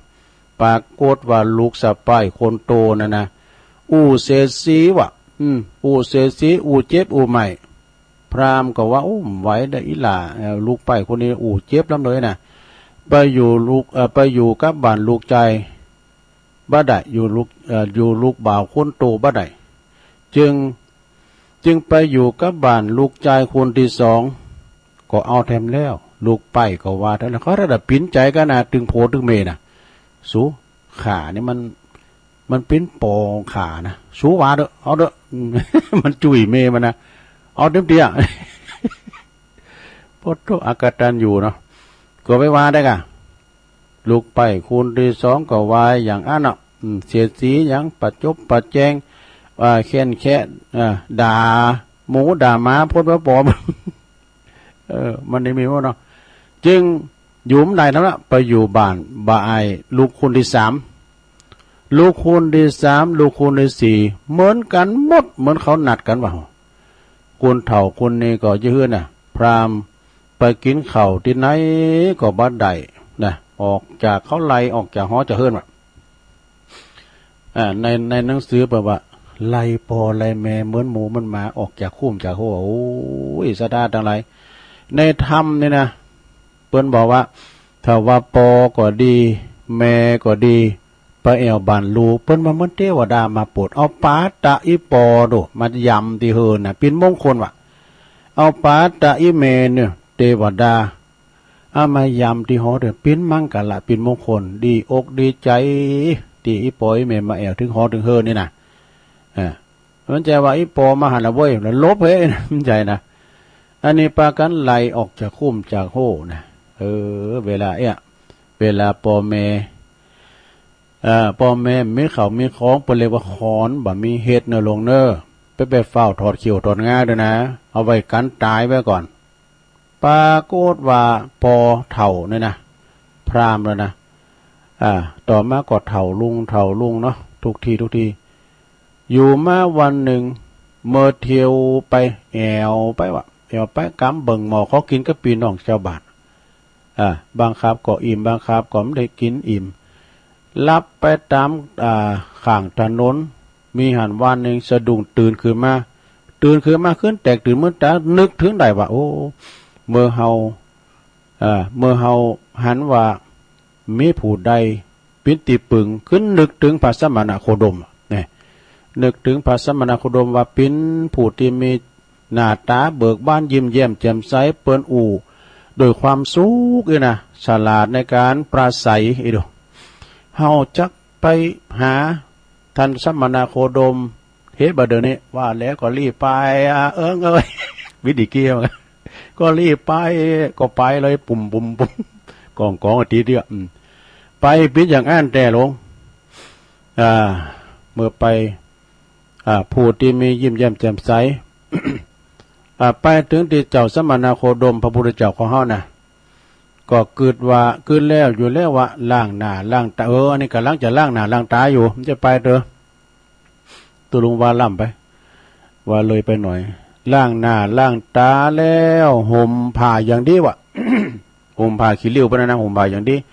แล้วก็ถือเอาภาชนะขอตานไปโดยนะเดินซักเต้าเตียวไปเข้าไปเฝ้าพระพุทธเจ้าพระพุทธเจ้าก็เลยตรัสถามว่าดูก่อนพราหมณ์เป็นอย่างใดหรือพราหมณ์นะร่างกายของท่านทำมาถึงสุดโทรมโศกเศร้าเหงาหมองอย่างอี้มันยังมาโศกเศร้ามิสง่าราศีเครื่องนุ่งห่มของท่านก็เศร้าหมองไปหมดนะพราหมณ์จึงกราบทูลว่าโอ้ข้าแด่พระสมณโคดมพินเจ้าข้าพระองค์นี่นะมีลูกปัจจัยอยู่4คนแบ่งทรัพย์สินให้เขาจนหมดนะมันก็ไปคบคิดกับเมของมันไล่ข้าพเจ้าออกบานออกจ้องมาพระพุทธเจ้าจึงตรัสว่าพราหมณ์ดูก่อนพราหมณ์ถ้าอย่างอั้นเธอจุงจำเอาถอยกรรมเหล่านี้เด้อก็เดี๋ยวจะบอกให้เป็นอย่างนะ เมื่อว่าลูกของพราหมณ์เนี่ยเปิ้นพราหมณ์เปิ้นเข้าประชุมเนาะประชุมพวกพราหมณ์กันนะเปิ้นจะเข้าประชุมพร้อมกันในโรงธรรมพราหมณ์เข้าประชุมแล้วก็จงกล่าวกำนี้ขึ้นมาเด้อกล่าวกำนี้นะฟังเด้อนะเราจำไว้เราไปกล่าวในที่ประชุมเด้อเฮาว่าอีเด้อเฮาคิดว่าจักได้เพลิดเพลินกับลูกเหล่าใดแล้วก็อยากจะให้ลูกเหล่าใดเจริญลูกเหล่านั้นก็คบคิดกับเมหั่นไล่เฮาเสียเหมือนจักเสียออกจากบ้านจากจ้องเหมือนกับสุนัขเหมือนกับสุกรสุมาเด้อเหมือนกับหมูกับหมานั่นแหละนะลูกที่ชั่วช้าเพียงเรียกเราว่าคำว่าปอเท่านั้นเนี่ยอาศัยมาเกิดบ่ได้เนี่ยเวลาเฮาแก่มาเขาก็ทิ้งเฮาเสียเหมือนกับม้าแก่ที่เจ้าของบ่เลี้ยงแล้วดู ปอของโผกคนพานยอมเที่ยวขอต้านไปนะปอมิติปึงปอก็เลยกำเบิ่งหมอขอกินขอต้านกับพี่น้องเจ้าบ้านกำไม่เต้าไปไม่เต้านั้นนี่นะไม่เต้าของเฮานี่ยังดีกว่าลูกเต้าที่บ่เจอฟังเพราะไม่เต้านี้เฮาเอาไว้กันโคร้ายนะร่วมโง่หายนะโง่มันงอมาก็เอากันได้แล้วก็เอากันสุนัขร้ายก็ได้คลำหนตางเพราะว่าคลำไปที่มืดก็ได้อย่างน้ำลึกดื่นได้เนี่ยเวลาเฮาพลาดลุ่มก็ยังพยุงบ่หือลุ่มได้ เธอจงว่าอย่างนี้เนอะนี่พระพุทธเจ้าเปิ้นสอนว่าอย่างอี้เนอะอย่างกันนะพราหมณ์เถ่านั่นก็จำไว้ว่าจำในใจไว้นะตองไว้บ่หือมันลืมพราหมณ์นั้นก็จำเอากรรมถอยคำทุกคำเหล่านั้นได้หมดนะพอมาถึงวันที่เปิ้นพราหมณ์เปิ้นประชุมกันลูกของพราหมณ์นี่ก็ต้องไปประชุมโดยเปิ้นหมดถึง4จ่ายนะเข้าไปโรงธรรมประชุมกันพราหมณ์ผู้ชรานั้นก็จึงขยับขยายจึงขอเข้าไปในประชุมวันนั้นขอยืมโคชกกันหน่อยแล้วเก่าไม้เนาะไปต่อยไม้กกท่านประธานที่เคารพสนใจกันเปิ้นก่อนเลยไปไปอุกรรมเนี่ยกรรมที่พระพุทธเจ้าว่านะยกมือยกมือขึ้นขอนะเมื่อวัติประชุมฮือจึงได้ยืนยืนพูดขึ้นตามคำของพระพุทธเจ้าเนี่ยพอจบแล้วคนทั้งหลายในที่ประชุมพราหมณ์ทั้งหลายก็ลุกฮือขึ้นมากะนะแต่ละลูกพราหมณ์ทั้ง4คนนะก็ทิ้งพราหมณ์ชรานะลูกทั้งหลายนะก็มาประชุมโดยแล้วก็ละปอยกันเนาะก็ตกใจโอ้ยพอกาขนาดนี้กะเนี่ยจึงปากกันพราหมณ์ทั้งหลายนั้นที่ในมหานามีเป็นร้อยเป็นพันลุกฮือขึ้นว่านะจะไปทำลายเฮ้ยหมู่เฮาเนี่ยเป็นว่าเฮ้ยพวกเราจงฆ่าไอ้4คนนะเสียเถิดว่าดูถ้าฆ่ากันนะพอเป็นคุณลูกอกตัญญูโมกุลปอกุลแม่ลูกพราหมณ์ทั้ง4คนก่อนเฝ้าลุกขึ้นมาหมอบกราบที่แทบเท้าบิดามาไหวตีนปอมันว่านะขอไว้ชีวิตเด้อปอขอไว้ชีวิตเด้อว่ะพราหมณ์จึงห้ามคุณทั้งหลายไว้นะ คนทั้งหลายจึงว่าถ้าพกเจ้าบ่เล่งบิดาบ่เล่งปอนะนับแต่วันนี้ไปโพกขานี่จะขาเสียเนาะคราวนี้ได้เนี่ยวันนี้วันศีลได้แล้วบอกงดไว้ก่อนนะบ่เฮ้ย ว่าแล้วก็ปล่อยไปนะโพกบุตรของพราหมณ์ก็พราหมณ์ขึ้นขี่ข้อว่ะนะป้อขี่ข้อลูกเนี่ยนะป้อแห่ไปบ้านว่ะแห่ไปถึงบ้านแล้วก็ห้องเมเข้ามาห้องภรรยาเข้ามาแล้วก็กล่าวสอนว่าตั้งแต่นี้ไปนะพวกเจ้าจงปฏิบัติบิดาของเขาหือดีเนอะหือเข้าหือน้ำป้อนเข้าป้อนน้ำแล้วก็ถ้าบ่เอาใจใส่หือดีนะหมู่เฮาเนี่ยจะขาสู้ตั้งตายหมดอ่ะไอ้น่ะเป็นว่าแล้วก็จัดแจงอาบน้ำสำละกายหือบิดาแล้วก็หือบริโภคอาหารอย่างดีนะต่อมาบัจจ้าพราหมณ์ได้กินข้าวกินน้ำอยู่ดีนอนดีก็ตุยปีดีงามร่างกายก็แข็งแรงขึ้นมานะจึงนึกถึงพระพุทธเจ้านะกันมีพระพุทธเจ้าในห้องปิ้นอย่างอี้รู้เนี่ยบทคาถาบนเน็ตล่ำไว้น่ะเนาะแล้วก็นำผ้าขาวกูหนึ่งไปถวายพระพุทธเจ้าพระพุทธเจ้าก็ทรงแสดงธรรมให้ฟังนะพราหมณ์ก็เลื่อมใสในพระพุทธศาสนาจึงกราบทูลข้าแด่พระสมณโคดมลูกข้าพเจ้าทั้งสี่ข้าพเจ้าได้หืออาหารของข้าพเจ้าได้หืออาหารสำหรับข้าพเจ้าทุกวันเลยพลัดเปลี่ยนกันมาทำอาหารอย่างดีมาถวายเอามาหือกินนี่นะข้าพเจ้าก็จักถวายหือทันอันใจข้าพเจ้าจักถวายทัน2สำหรับเพิ่นจะไปตาเนี่ยพระพุทธเจ้ามัน2สำหรับพระพุทธเจ้าจึงตรัสว่าดีแล้วพราหมณ์เอ๋ยนะดีแล้วสาธุแปลว่าดีแล้วต่อแต่เราจักไปตามชอบใจของเฮาเนี่ยเฮาก็จักไปตามชอบใจของเฮาแล้วก็พราหมณ์กลับไปเถอะนะปิกบ้านปิกจองเด้อโดยอยู่ดีกินดีละลูกก็มีความมันกตัญญูละนะพวกพราหมณ์ไปถึงบ้านก็บอกลูกทั้ง4แต่ลูกเอ้ยประเด็นนะพระสมณโคดมเนี่ยเปิ้นปิ้นสหายธรรมของบิดาเด้ออีปอเนี่ยนับถือเคารพนับถือเปิ้นนะบิดาถวายอีปอถวายอาหารแก่พระพุทธเจ้าวันละ2สำหรับเด้อนะเมื่อเขามาอันพระพุทธเจ้ามาจงใส่ใจเด้อจะจงใจใส่ลูกทั้ง4สำหรับถ้อยคำของคำว่าดีแล้วปอหมายความว่าดีแล้วปอนับถือเปิ้นกันมีเปิ้นก็ลูกเขาก็ไม่ได้มากตัญญูอีปอก็ไม่ได้ขี่ข้อลูกละไอ้น่ะเจ้าขึ้นมาพระพุทธเจ้าก็เลยเสด็จไปบิณฑบาตที่บ้านของบุตรคนใหญ่ก่อนนะของพราหมณ์นะไปบ่ายเก้าก่อนปรากฏว่าเขาก็มานิมนต์พระพุทธเจ้าขึ้นไปบุญบานบุญเฮินเอาปาตะไปยำบุญหอบุญเฮินเป็นมงคลกำลอยนะหลังจากได้เสด็จไปตีเฮินบ่ายเก้าแล้วก็ไปคูณที่2คูณที่3คูณที่4ไปเป็นแท้กันไปเป็นว่าตามลำดับเนอะนะอยู่มาวันหนึ่งเนอะลูกพราหมณ์ทั้ง4ก็บอกแก่พราหมณ์ปอว่าจักทำงานมงคลเนอะจักทำงานมงคลแล้วก็พราหมณ์ปอไปนิมนต์พระพุทธเจ้ากับพระสงฆ์500 ตุนเนอะ500 รูป500 องค์นะ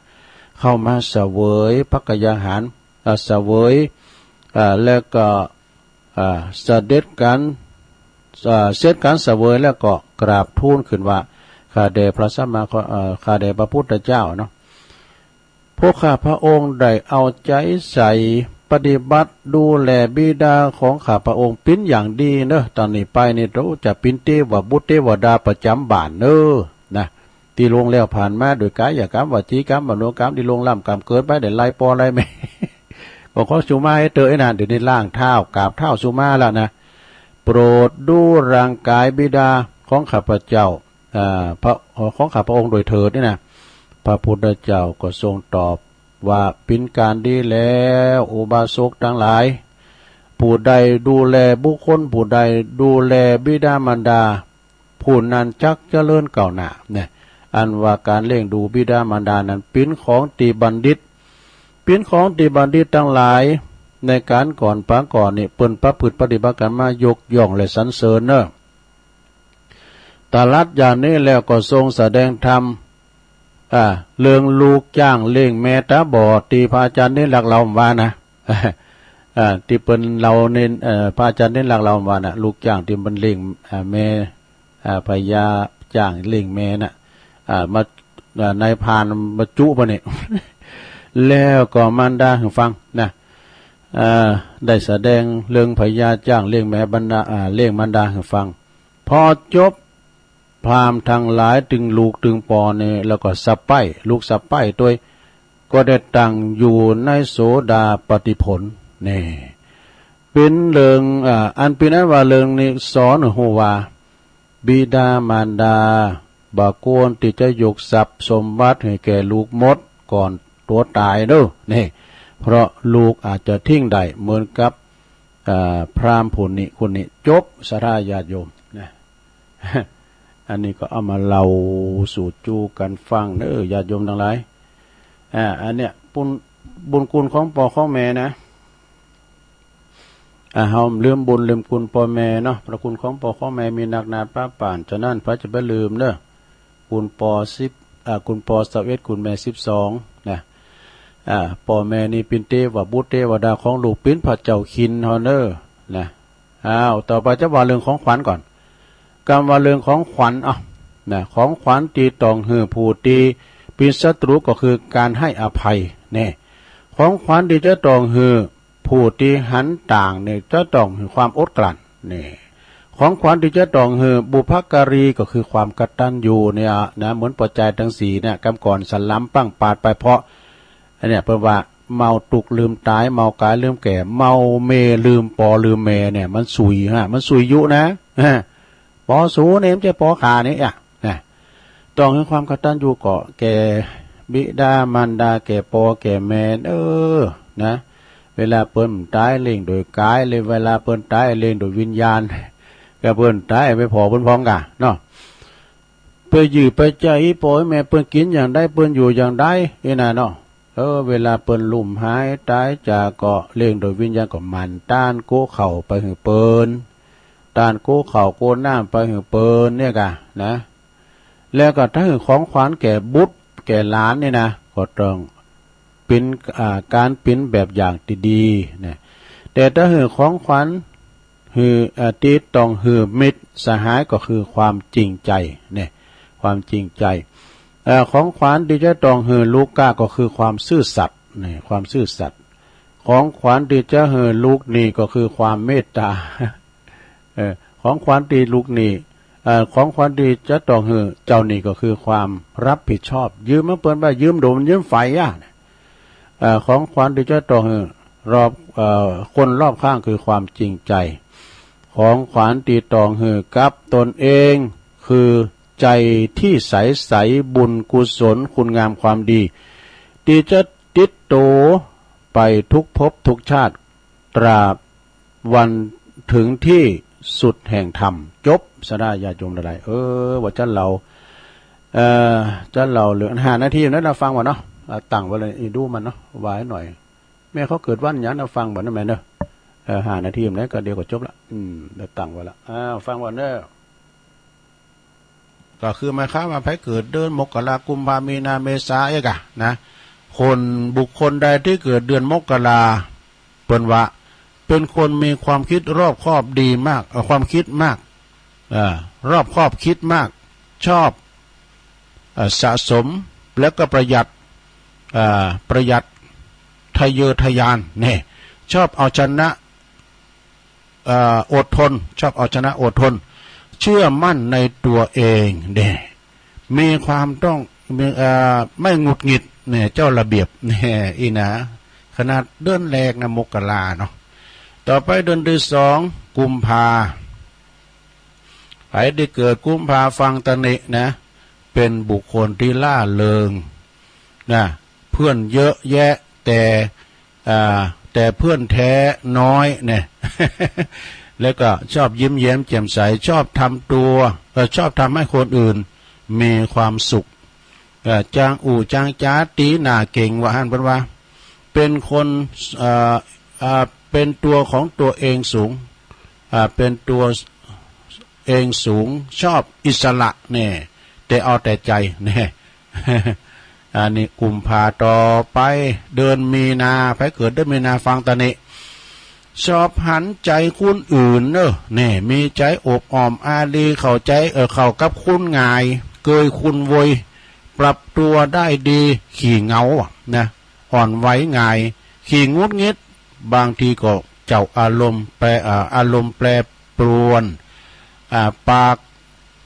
เป็นว่าปากร้ายบ้างแต่ละคนง่ายขี้ลืมขี้ลืมนิดหน่อยนี่ก็มีนาต่อไปเมษาเนอะเมษาไปเกิดเดือนเมษาเดือนปีใหม่สงกรานต์ก็เป็นอย่างนี้เนอะเป็นนิสัยมันเด็กว่ะนะอยากหู้อยากหันเบื่อง่ายกาใดกาเสจู้จี้ไม่ชอบเอาใจใครชอบอิสระหึงแล้วก็หึงและหวงคนรักขี้โมโหหงุดหงิดง่ายจู้อันนี้ไปทั้งแบบได้เกิดว่าได้หลงต่อไปคนที่เกิดเดือนพฤษภาคม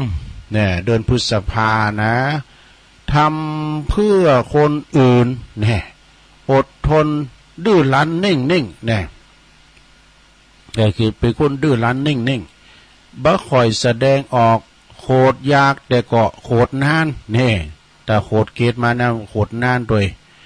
แล้วก็ฮักสร้างฮักงามฮักสวยฮักงามประหยัดเนอะอ่อนไหวต่อความฮักแล้วทุ่มเทมากทุกอย่างเนี่ยอันนี้เป็นเดือนเมษาต่อเดือนพฤษภากันเนาะต่อไปเป็นเดือนมิถุนาเนี่ยไผที่เกิดเดือนมิถุนาฟังเป็นคุณฉลาดมากกว่าคิดอะไรเร็วกว่าชาวบ้านดูชอบคิดชอบพูดชอบเขียนมีมยังเข้ามาสองอย่างนี่นะมีอะไรเข้ามาสองอย่างเสมอมียังแก้ปัญหาเก่งชอบเปลี่ยนแปลงเป็นคุณตรงแล้วก็เอาแต่ใจหน่อย ขึ้นไม่ห่อยหน่อยได้แล้วต่อไปคุณเกิดกรกฎาคมเนอะคุณได้เกิดกรกฎาคมอ่อนไหวต่อความหู้สึกเบาไว้ใจไผชอหักขอบโคชอบอยู่บ้านนอข้างนอกดูแข็งกร้าวแต่ตั้งในบัดใจแล้วก็อดทนชอบใส่ใจคนอื่นเนี่ยชอบช่วยเหลือคนอื่นแน่นี่ก็ดีไปนะต่อไปปีเดือนสิงหาเด้อสิงหาคมเป็นคนที่เกิดมาเดือนสิงหานี่เป็นคนฉลาดปราดเปรื่องแล้วก็แต่หญิงในศักดิ์ศรีบย่อมบย่อมไขง่ายๆเนอะนี่นะชอบปิ้นผู้นำนี่ชอบปิ้นปอหลงกับนั่นเนาะชอบอิสระเจอมันในตัวเองแล้วก็ขี้งุดงิดใจห้อนแต่ว่าจริงจังกับชีวิตหาเงินง่ายจ่ายเงินเก่งโอ้ทูหาเงินง่ายจ่ายเงินเก่ง ต่อไปหลงคุณที่เกิดเดือนกันยายนฟังทางนี้เป็นคุณที่มีเสน่ห์ว่ะเนี่ยเอาแต่ใจเอาใจอยากนะผีเข่าผีออก ผีเข่าผีออกว่าหลงอันนี้ว่าไปตามนั้นเลยนะผีเข่าผีออกสอบนะโมเนี่ยจุกจิกหักไผต้องใจเวลาขยันทำมาหากินประหยัดช่างพูดรักใครรักจริงนี่ดีกำลุนเนี่ยเนาะหักไผก็หักแต่ต่อไปคุณที่เกิดเดือนตุลาคมเนี่ยเดือนเนี่ยนะเดือนตุลาเนี่ยนะเป็นว่าเป็นสุภาพเป็นคนที่มีสุขภาพสะอาดนะหักโน้มน้าวจิตใจคนอื่นได้ดีนักแลเป็นคุณตรงมีเสน่ห์รักสวยรักงามสนุกสนานเป็นว่าหักง่ายหน่ายเร็ว ดื้ออีโลก้าวล้าวอารมณ์ขึ้นลงนี่ มันก็มีดีในตัวนะซะได้เนาะต่อไปไผที่เกิดเดือนพฤศจิกายนเป็นคนที่ลึกลับเนี่ยไม่สนิทจริงจะไม่เล่าเรื่อง เบื้องหลังให้ใครฟังเป็นอันขาดนี่เก็บความรู้สึกได้ดีมีใจเพราะว่าไว้ใจคนยากนะเก็บความรู้สึกได้เก่งไหวโตประชดเก่งแล้วก็พูดแรงขี่งอนเอาแต่ใจ เอาแต่ใจอันนี้ก็ไปทั้งอย่างหนึ่งสุดท้ายเดือนธันวาคมนะเป็นคนที่ชอบออกบ้านออกจองเป็นว่าเป็นคนที่ชอบออกนอกบ้านมักโจกดีมีมักโจกดีเลิงเงินอารมณ์ดีขี้ลิ่นนี่ชอบชอบพูดนะคำปรึกษาได้เดียนะฉลาดรอบขอบแก้ไขปัญหาเก่งจริงใจไม่ชอบแฟนขี้งก จบสดายาโยมฟังอโมนนั่นนะตุลงจะเป็นหมอดูหมอดาวอย่างนั้นอันนี้เอาละอันนี้ฟังอโมนนั่นลงเนอะเอามาขาเวลาหานาทีมได้เนาะคือว่าเกิดวันใดในไปเจอเนอะไปเจอนะแต่ว่าเนาะนะไม่เชื่ออย่าลบหลู่อันนี้ขาดเดาผมแล้วนะ หมอดูหมอเดานะจบไปสดาญาโยมขณะนี้ท่านทั้งหลายก็กำลังฟังรายการสารธรรมยามบ่ายตุลุงก็มาตกมาแตนเป็นไปก็ฟังกันไปเนาะสดาวันพุธก็ค่อยมาวาธรรม2 ดี ทำ2 ดีดีนอกดีในนะพวกนี้ก็เอากันเจ้ามาเป็นธรรมาบรรยายขอบคุณหลวงพ่อกฤษปางโม่นะเปิ่นอยู่ปางโม่พุทธอุทยานปางโม่ปุณณะเจียงดาวพุ่นนะโอ้เจียงดาวนี่หลายเม็ดเต็งไม่ริมไปกว่านั้นหลวงเด้อเข้าสู่หิมเขตไส้ปราการบนน้ำใจของไก่นะเนี่ยนะแม่มาริวันคายนอกโดยนะแล้วก็แม่บัวพัดกุลัน จากเมืองฝางเด้อต้นซ่านฝางแม่จันสมมณีจักนี่แม่จันสมก่อนหลังกาดแม่สาวแม่สีทอนหนองบัวชัยปราการนะแล้วก็แม่ตู้บันล่องแม่ตู้บันล่องแม่ยายพรล่องวัวแดงสันกำแพงเจียงใหม่แม่เสียวบอเนอป่าล้าน15วันเกิดปนะวันนี้นะ15กุมภาตุลุงก็ขออำนวยโอโจกแม่แม่บัวบุญมีความสุขกายสบายใจอยู่ดีมีสุขอายุหมันความยืนขอให้มีโจกมีใจแล้วก็ขอให้มีสุขภาพพลานามัยสมบูรณ์แข็งแรงเนอะอย่าเจ็บอย่าจนเนอะมีความสุขกายสบายใจพ้นจากภัยกายจากเวรเนอะอยู่ดีมีสุขตลอดปีและตลอดไปแม่สวรรค์หนองบัวชัยแม่หนองบัวแม่ทลบชัยปราการเนอะฟังอยู่แม่มนพุทธนิมิตผลกันล้างบอกตุลุงเป็นว่าตุลุงพักคึงไปลองเปิดวิทยุนะเป็นว่าดักเซฟสายตายนี่มีใครได้ฟังแล้วเนอะนะพุทธนี่เป็นหุยตองซักเป็นดักเนาะแล้วก็แม่พันป่าบงเวงเนาะเจ้ากำเดือน11 สายนะสดาก่อนพี่ยังเนาะผู้ก่อเขาก็มาอู่กันไปแถมวันนี้อาจารย์ประครูเปิ้นได้อยู่นะกับเปิ้นตุลุงมาจัดรายการเต้นนะก็มีไผไปฟังสแตนบายฟังก่อนพี่ยังเนาะผู้คอยฟังกันดีตอนนี้ตุลุงก็จะมีเอาวางสายแล้วเนาะเอาอกเอาใจที่เปิ้นลำได้โทรมาก็โทรมาเด้อโทรกันมาอู่จาปาใสกันมาหือกำลังใจก็ดีหรือว่าจะมาแจ้งผลการหับฟังก็โทรมาที่เบอร์0899556506วันนี้ก็ตุปีโอมนะก็มาแอวหามาในมุนโดยป่าหกฟ้าก็มาในมุนโดยป่าหกฟ้างานบุญปะเนี่ยเจริญปอนไหมไม่ใช่เจ้าแม่น้อยตาถูกเด้อโอ้ไม่น้องลำปางกะเจ้าแม่น้อยลำปางเนี่ยตาถูกโอ้เปิ้นไม่ฟังที่ไหนฟังจากที่ไหนทางบุญญาวาสนะเจ้าโอ้แต่ลืมบอกเปิ้นไปหอบุญญาวาสวิหารด้วยเด้อเปิ้นเปิดเจ้าลืมบอกไว้ลืมประกาศสถานีเปิ้นขอบคุณแม่น้อยนะได้บอกขอบคุณแม่น้อยเด้อเจ้าสาแม่น้อยตาโทกเสียงเปิ้นปล่อยดิหรอพี่น้องลำปางเจริญปอน กับนมัสการไหว้ โอ้หลวงพ่อ11 มกราคม11 กุมภา11 กุมภาพวกนี้ตอนเจ้าก็ขอมันโทษติดได้อวยพรปิกคืนไปกับหาคาญาติโยมติดโอมาในรายการตุลุงก็มีโอมาติตุลุงให้ก็มีที่ว่าโอ้โหเปิดจนเด็ดจนดีชื่นอกชื่นใจม่วนใจเหมือนกับตุลุงมาเดินให้ได้เอา2อย่างนักเทศอย่างทองตุลุงยองวัดพระธาตุโดยน้อยก้อยคอก้อยปีเกิดเดือนเกิดมันแต่โดยตุลุง80%น่ะหมดเดือนกุมภานะพิษเกี่ยวหายคำนะแต่บ่มีคนจริงใจว่ะเจ้าหมูนักนะตลอดชีวิตมันจะเป็นอย่างนี้เฮ้ยไม่ธรรมดาได้ขอให้ว่าทุกเจ้าดูดวงเอาไว้เนาะมันประกอบอาชีพด้านนี้แต่ว่าอุ้งฟังได้นะลุงเนาะแม่น่ะมันฟังแล้วก็ไพเราะเพราะเป็นผมจริงกับธรรมะและความเป็นจริงเป็นอย่างนี้นี่เนาะครับก็ยังลุงว่าไฟฟังแบ่งเงินเนอะโอ้แจ๊กอะซ้ำมันหน่อยเนาะว่าแบ่งคนล้านในยุ่งอ่ะเนาะโอ้ล้านเรือทั้งวันจะไปชอบรับจ้างบุกสวนแล้วกันเนาะไม่เข้าว่าเวลาเนี่ยอันนี้ก็เป็นรู้ท่าของเราแต่ว่าถ้าได้รับส่วนแบ่งรับมรดกจากพ่อจากแม่ก็จะไปลืมจากตุลุงเตะตะกี้นะโอ้เตะบัดดากังเงินจ้ะเนาะหลับซ่า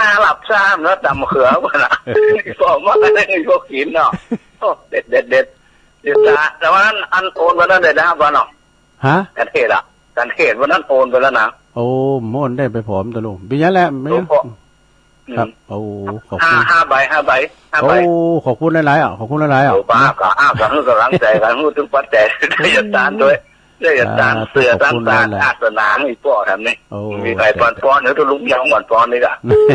ได้ทำวันเกิดเนาะวันที่แม่เจ็บท้องกับตายได้เป็นคนได้เป็นมนุษย์ทุกยอดแล้วเนาะครับรักษาบุญคุณของพ่อของแม่แล้วตรงว่าสาธุนะไปสาธุลงเนอขอบคุณเลยนะอย่ายกทั้งหลายพวกนี้ติดตามปอนใหม่สาธุขอบคุณพวกนี้หลวงพ่อปัญญามาปันจกโอยใจย้อนหลังเน้อสัตว์น้องถึงกับศรัทธาที่เปิ่นปานป้อนหลวงพ่อตุยนะเจริญป้อนเจ้าไปสาเจ้าตะลุงฟังอยู่เจ้าแม่สมพัฒน์เนาะเจ้าแม่ยอดใจดีทำมาวันนี้เจ้าก็น่ากาเอาไปมาปอได้กำเบิ่งหมอขอกินน่ะไรปอออกคู่มาข้ออย่างหมูอย่างม้าว่ะจังสี่ก็เลยหูบุญหูคุณเนาะโอ้ก็กันมีพระพุทธเจ้าก็ได้เปิ้นมาพูดก่อนนะแกกะมาหูเนาะพระพุทธเจ้าสอนว่าอย่างนี้เนี่ยว่าอย่างนี้เลยปุถโธเอาอะไรเนี่ยปุถลุกฮือมาแล้วพุทธกับประชาทานแล้วดูสหบาทานเอาแล้วนี่เจ้าเป็นกำลังใจนะเจ้าสาธุ0899555650เจริญปอนพระเจ้าตุลุงเจ้าแม่หยังแม่อ้อยเจ้าแม่อ้อยอยู่ไหนน่ะอยู่บ้านมอนี่นะวัดสิริเจ้านี่บ้านมอเนี่ยเจ้ามันวังมอนี่นะวังหมอเนาะวังหมออยู่ลำปางอ่ะอยู่อำเภอหยังอยู่ลำปางนี่กะอำเภอเมืองนี่กะโอ้อำเภอเมืองกันได้เจ้าฟังอยู่นะเจ้าขอบคุณแม่อ้อยหลายๆกันเจ้าสาธุกับพี่น้องลำปางโทรมาก็ฮู้บ่ฮู้ว่าตัวลุงมาขี้ลืมนะโทรมาบอกกันพอกับฟังอยู่เน้ออีกอะเจริญปอนพระเจ้าตัวลุงแม่หยังแม่สุทัศน์แม่สุทัศน์ดีโมนะเจ้าของเปลี่ยนเสียงนี่อันนี้ใช่เนาะมัดหอมคนเดียวนี่ว่าน่าอู้แสนพรมทุ่งปีเจ้าฟังอยู่เจ้าดีกะฟังไปเนาะลูกกตัญญูนะฮะอยากดีแท้เนาะยินดีเด้อแม่เด้อจ้า0899555650ก็ฟังอโมนมีคติตอนเตือนใจอย่างหลวงพ่อวันเจริญปอนนมัสการเจ้าได้ฟังร้อยเดียวฮะได้ฟังร้อยเดียวแม่สุแก้วอะเจ้าฟังย้อนหลังเอากะเจ้าสุแก้วสีโพธารามเจ้าไปไหนมาเอาลูกหลับปูนมาเจ้าไปหลับปูนมาเนาะเป็นยังขอบคุณดาที่โทรมาแล้วเนาะ สาธุสาธุ0899555656ก็อันขอบคุณพี่น้องตังปุ่นในโทรหลังไหมฮะมาเจนยินมนต์มาปล่อยใช่ไหมล่ะผมได้ไปแล้วพระไม่ได้ไปมันเต็ดงานบนได้ไปในยายพรเด้อพออันการเล่นหลักเป็นตัวแทนมาละ0899555656โทรกันเข้ามาเนาะวันพุธนี้ก็วันพัดก็ออกตามปกติเนอะพัดสุกเสาร์ช่วงนี้ไม่ได้ไปไหนอยู่วัดเฝ้าวัดเจ้าก็ได้ดีแต่กับเฝ้าวัดก็เพิ่มมาในมูล3 ล้านนะในมูลวัดบนนั้นจะในมูลตุลุงนะวัดป่าหกฟ้านะวัดตุนพึ่งวัดแพะโป่งทุ่งโป่งตุปีโอมเจริญปอนเจริญปอนเจ้าอยู่ไหนอ่ะเจ้าอ่ะไม่เจ็บบนหน้าเจ้าฮะแม่ยังมันไม่เจ็บแม่เจ็บบันบนหน้านะเจ้าโอ้บนหน้านี่เคยไปจะร้องละโมนนะได้บนหน้านะโอ้ท่านพระครูนะก็หูจักหลวงพ่อจะดีลืมไปแล้วพระครูช่างนะบนบนนะพระครูวัดบนนาเนี่ยกันพระพิจารณาบุญจ้างเครื่องหรอเนาะพระครูมันวิบูลพระครูวิบูลอันแม่ชื่อยังก่อนแม่แดงเจ้าแม่แดงเนี่ยแม่แดงแม่เจียมเนาะเจ้าดีกันตั้งใจให้อันผู้อายุสูงวัยตั้งไม่เจ็บเลยเจ้ากะโอ้ยโจกโวยใจไปแล้วแม่ขันเกี่ยวทั้ง3ก่อนดักวิทย์เนี่ยโทรมาสักเตือนเนี่ยเป็นกองกันนะเป็นโทรก็เอาแม่แดงเป็นตัวแทนกันเด้อเป็นตัวแทนบนนาอันพระครูวิบูลฝากนมัสการหลวงพ่อพระครูวิบูลเลยเนอะเปิ้นก็ฮู้จักกันพระครูของจะดีพระครูสาธุกิจนันท์เปิ้นเคยกันเปิ้นพิจารณาบุญช่างเครื่องเนาะเจ้ายินดีแม่แดงเด้อเจ้าสาธุโธ่ปีนั้นไปปล่อยหลวงกับปิตาดิโมน่ะปล่อยหลวงแม่แจ่มนะวัดบันตับก้าเนี่ยวัดนาหองได้เนี่ยโตเปิ้นต้อนรับดีเนี่ยเปิ้นฟ้อนต้อนรับกันนะเจริญปอนจ้าไว้แต่เจ้าตุลุงแม่หยังแม่โทรมาจากมันตับบันตับนาบุญเราขวัญกันน่ะแม่แจ่มบันตับวัดบันตับนะกะอันแม่หยังแม่ทัดจ้ะแม่ทัดไอ้เนาะจ้าบันตับเนี่ยบทโตวัดเปิ้นงามเด้อวัดเปิ้นกว้างลงไปปล่อยหลวงนะกะคลาเปิ้นติ๋มใจได้แต่เนาะไม่นะโบโตวัดของอาจารย์พระครูรองเจ้าคณะอำเภอแม่แจ่มเนาะจ้าแม่ฟังตลอดเนาะ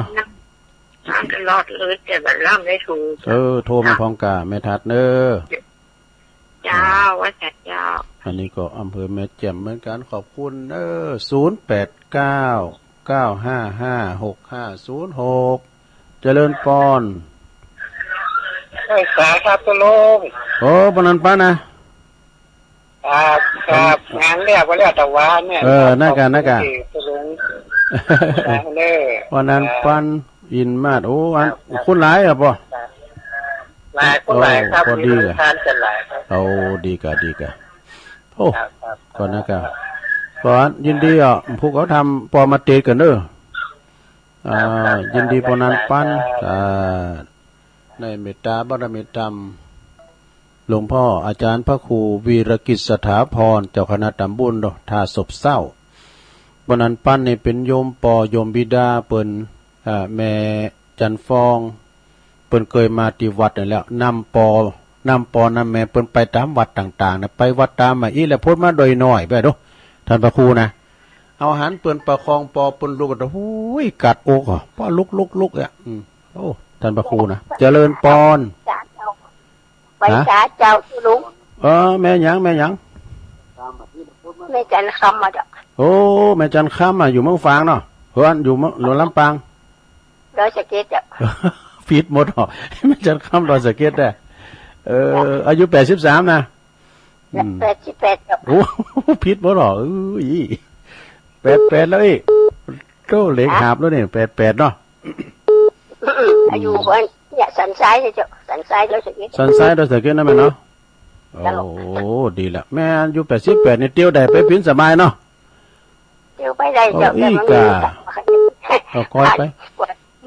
ก็อย่างนั้นแม่สาวคุ้มตะวันไปก็เตียวได้เตียวไปได้ไปพินเตียวไปเนาะอันที่แข็งแรงก็แม่แสงจันทร์สมรูปนี่เพิ่นแข็งแรงแบกข้อสอบข้อสารได้นะ โอ้อันเป็นแข็งแรง เพิ่นแข็งแรงโลเพิ่นแข็งแรงอ่ะตุลุงยังหามได้เนี่ยนั่นไม่ได้ อันนั้นเพิ่นแบกข้อสารพิงแก่นน่ะ อืม แม่จันค่ำสบายดีเนาะฟังติ๊กๆเด้อพวกเจ้าลูกเจ้าเด้อฟังเพลงของเก่านะลูกเจ้าแล้วลูกเจ้ากันลูกคือวันนั้นเจ้ากันลูกโอ้ฟังเด้อกุหลาบเพลงนะลูกเจ้าอย่างหมู่มาเจ้าอันเจ้านี่อันใจคือว่ามันจะรายการตุลุงเหรอแต่เป็นรายการตุลุงนี่มันผ่าดอกการทำติดธุระแท้ๆนะตุลุงก็ตึงลุกมาเนี่ยเนาะอินดูเสียได้เวลาเสียได้เวลาเสียได้สถานที่ตุลุงจัดนะ3 โมงเปิดละตื่นเจ้าได้ตื่นแล้วจับพอดีโอ้เดี๋ยวโอ้ยจันทร์ค่ำ88 ปีแล้วเนาะยินดีด้วยเด้อกับผู้ไหว้พระด้วยกันผู้ไหว้พระด้วยกันเด้อขอบคุณอุ้ยจันเด้อสาธุอุ้ยจันทร์ค่ำ001เจริญปอนไหว้สาเจ้าตุลุงมาแล้วแม่จันเลื่อนใสมาแล้วไปแล้วเนาะงานอุ้ยหมอน่ะเรียบร้อยไปละดีจ้ะหันมานักตอนนักละตุลุงเอาของให้ดูเจ้านะแม่นเดี๋ยวเนี่ยตุลุงว่าฟังถอดคิวตอนง่ายด้วยนะโอ้ตายไปแล้วเขาถึงจางแดงกันนะแม่น่ะวันตายอีกว่าดีแก่สิมาติดเต็งมาไปนะพ่อโอ้เตะกะแม่อย่างแม่จันยังแควนกาบโต้เขาขอนไม่มีเฮ็ดต้องมีเฮ็ดไว้ก่อนใครเลยมันมาใจแม่น่ะเตะวันนี้อากาศขึ้นดีครับตัวว่ายังฮ้อนอยู่นะว่าอยู่ปัดต้องบ่น่ะโธ่มันแดดอยู่นี้วันนี้เนี่ยคืนเลยถ้าอย่างกรมอุตุว่าได้ก็14 ถึง 17เนี่ยเดี๋ยวนี้15แล้วเนี่ยถ้ามันเป็นฝนก็ดีนะจ๊ะน่ากรมเฮ็บนะลุมกาเนี่ยเนาะสลินที่บอกกรุงเทพตกขนาดนี้วะโอ้กรุงเทพตกคำแล้วนะมันหิมะตกตั้งเฮามันบ่ายเนาะมันกับมันเนี่ยไฟไม่ป่าไม่ดอยเปิ้นห้ามเผาตั้งแต่วันนี้ไปแล้วเนาะน่าจะเป็นควันแต่นี่นะจ๊ะแม่น่ะตะเกนดินตุลุโอ้ขอบคุณนะแม่เด้อเจ้าสาธุสุดท้ายที่แม่จันเห็นกันเนาะพวกเราก็ฟังกันแฮมเจ้านะตุลุงจะโทนสายกันเนอะจะโทนสายก่อนรอบ2นี่ก็มีแม่น้อยตาโถกพี่น้องลำปางนะขอบคุณแม่น้อยเด้อตาโถกนะหลวงพ่อมานิษฐาวโรสำนักสงฆ์หอมบุญวันพุธนี่เปิ้นก็มาเจ้าไว้หน่อยเด้อมาปัจจุกอวยใจให้พี่น้องเจ้าบ้านที่เปิ้นอำนวยอวยโจกอ่ะแม่สมผัดแม่ย่อยสันทรายนะแม่อ้อยบ้านวังหมอเด้ออำเภอเมืองลำปางดูขอบคุณเด้ออันสถานีของงานวัดบุญญาวาสวิหารแม่สุทัศน์ดีมนแสนพรมทุ่งปีแม่วางบนแม่สุกแก้วศรีโพธารามจากสารพีแม่แดงนาบนนะบนนานะบนนานะปุ้นแม่แจ่มบนนั้นเนี่ยนะในเมตตาธรรมอาจารย์พระครูวิบูลนะเจ้าคณะตำบลช่างเครื่องไวสานะครับเด้อแม่ทัดบันตับเนี่ยนี่ก็แม่แจ่มนะต้องบันตับนี่บันใหญ่นะพี่น้องแม่แจ่มนะถ้าเปิ้นมาเนี่ยหูจักเลยเปิ้นนงศิลตีนจกนะแม่ปอนันปั้นอินมาดเด้อนี่ปออาจารย์มคณายกนะจากปันธาดอนชัยแม่จันคำอุ้ยจันคำเนาะดอยสะเก็ดอายุ88แล้วนะอุ้ยจันคำแล้วก็สุดท้ายแม่จันเรือนใสปิดท้ายเวงตาการแต่ว่านี่เปิ้นก็ทำบุญให้กับบุพการีชนของเปิ้นอุ้ยหมอนท่าอายุ100 ปีแล้วเนาะครบรอบ100 วันแต่ว่าเปิ้นก็ปูจาในมณฑลตุลุมมันก็มันปฏิดกันมันแตดกันได้แตดวัดป่าตองก็เลยขออนุญาตเปิ้นไปเนาะ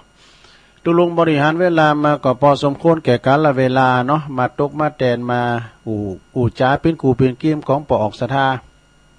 นะ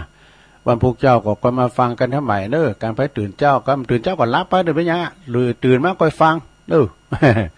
แม่จันข้ามมาฟังถึงวันไอ้เนาะแม่จันข้ามนะ ก็ฟังกันไปอันใดผิดพลาดประการใดมันบ่หมดเหมือนเจ้าของเปิ้นนะเจ้าของเปิ้นพระครูอภิวัตรตุลุงก็พยายามตามสัตย์ใดตุลุงนะจะได้กดตามก็ขอฝากน้อมฝากไว้เนิ่นคดปิกติธรรมนะเรื่องลูกบ่าวสีคุณก็ดีละปอละแม่ก็ดีเนาะแล้วก็บรรลือไปเลยว่าขอขอบคุณทางตุปีเจริญโชติธรรมโมที่เปิดมาตุกมาเตนตุลุงวันจันทร์แล้วก็เมตตาธรรมอาจารย์ท่านพระอาจารย์เนรลักษณ์ปัญโยนันท์มาเตนวันการนะครับเด้อโจดีมีใจเหมือนกันจุโคนจุตานเด้อจัตตาโลธรรมาวัฏันติอายุวันโนสุขังปะลัง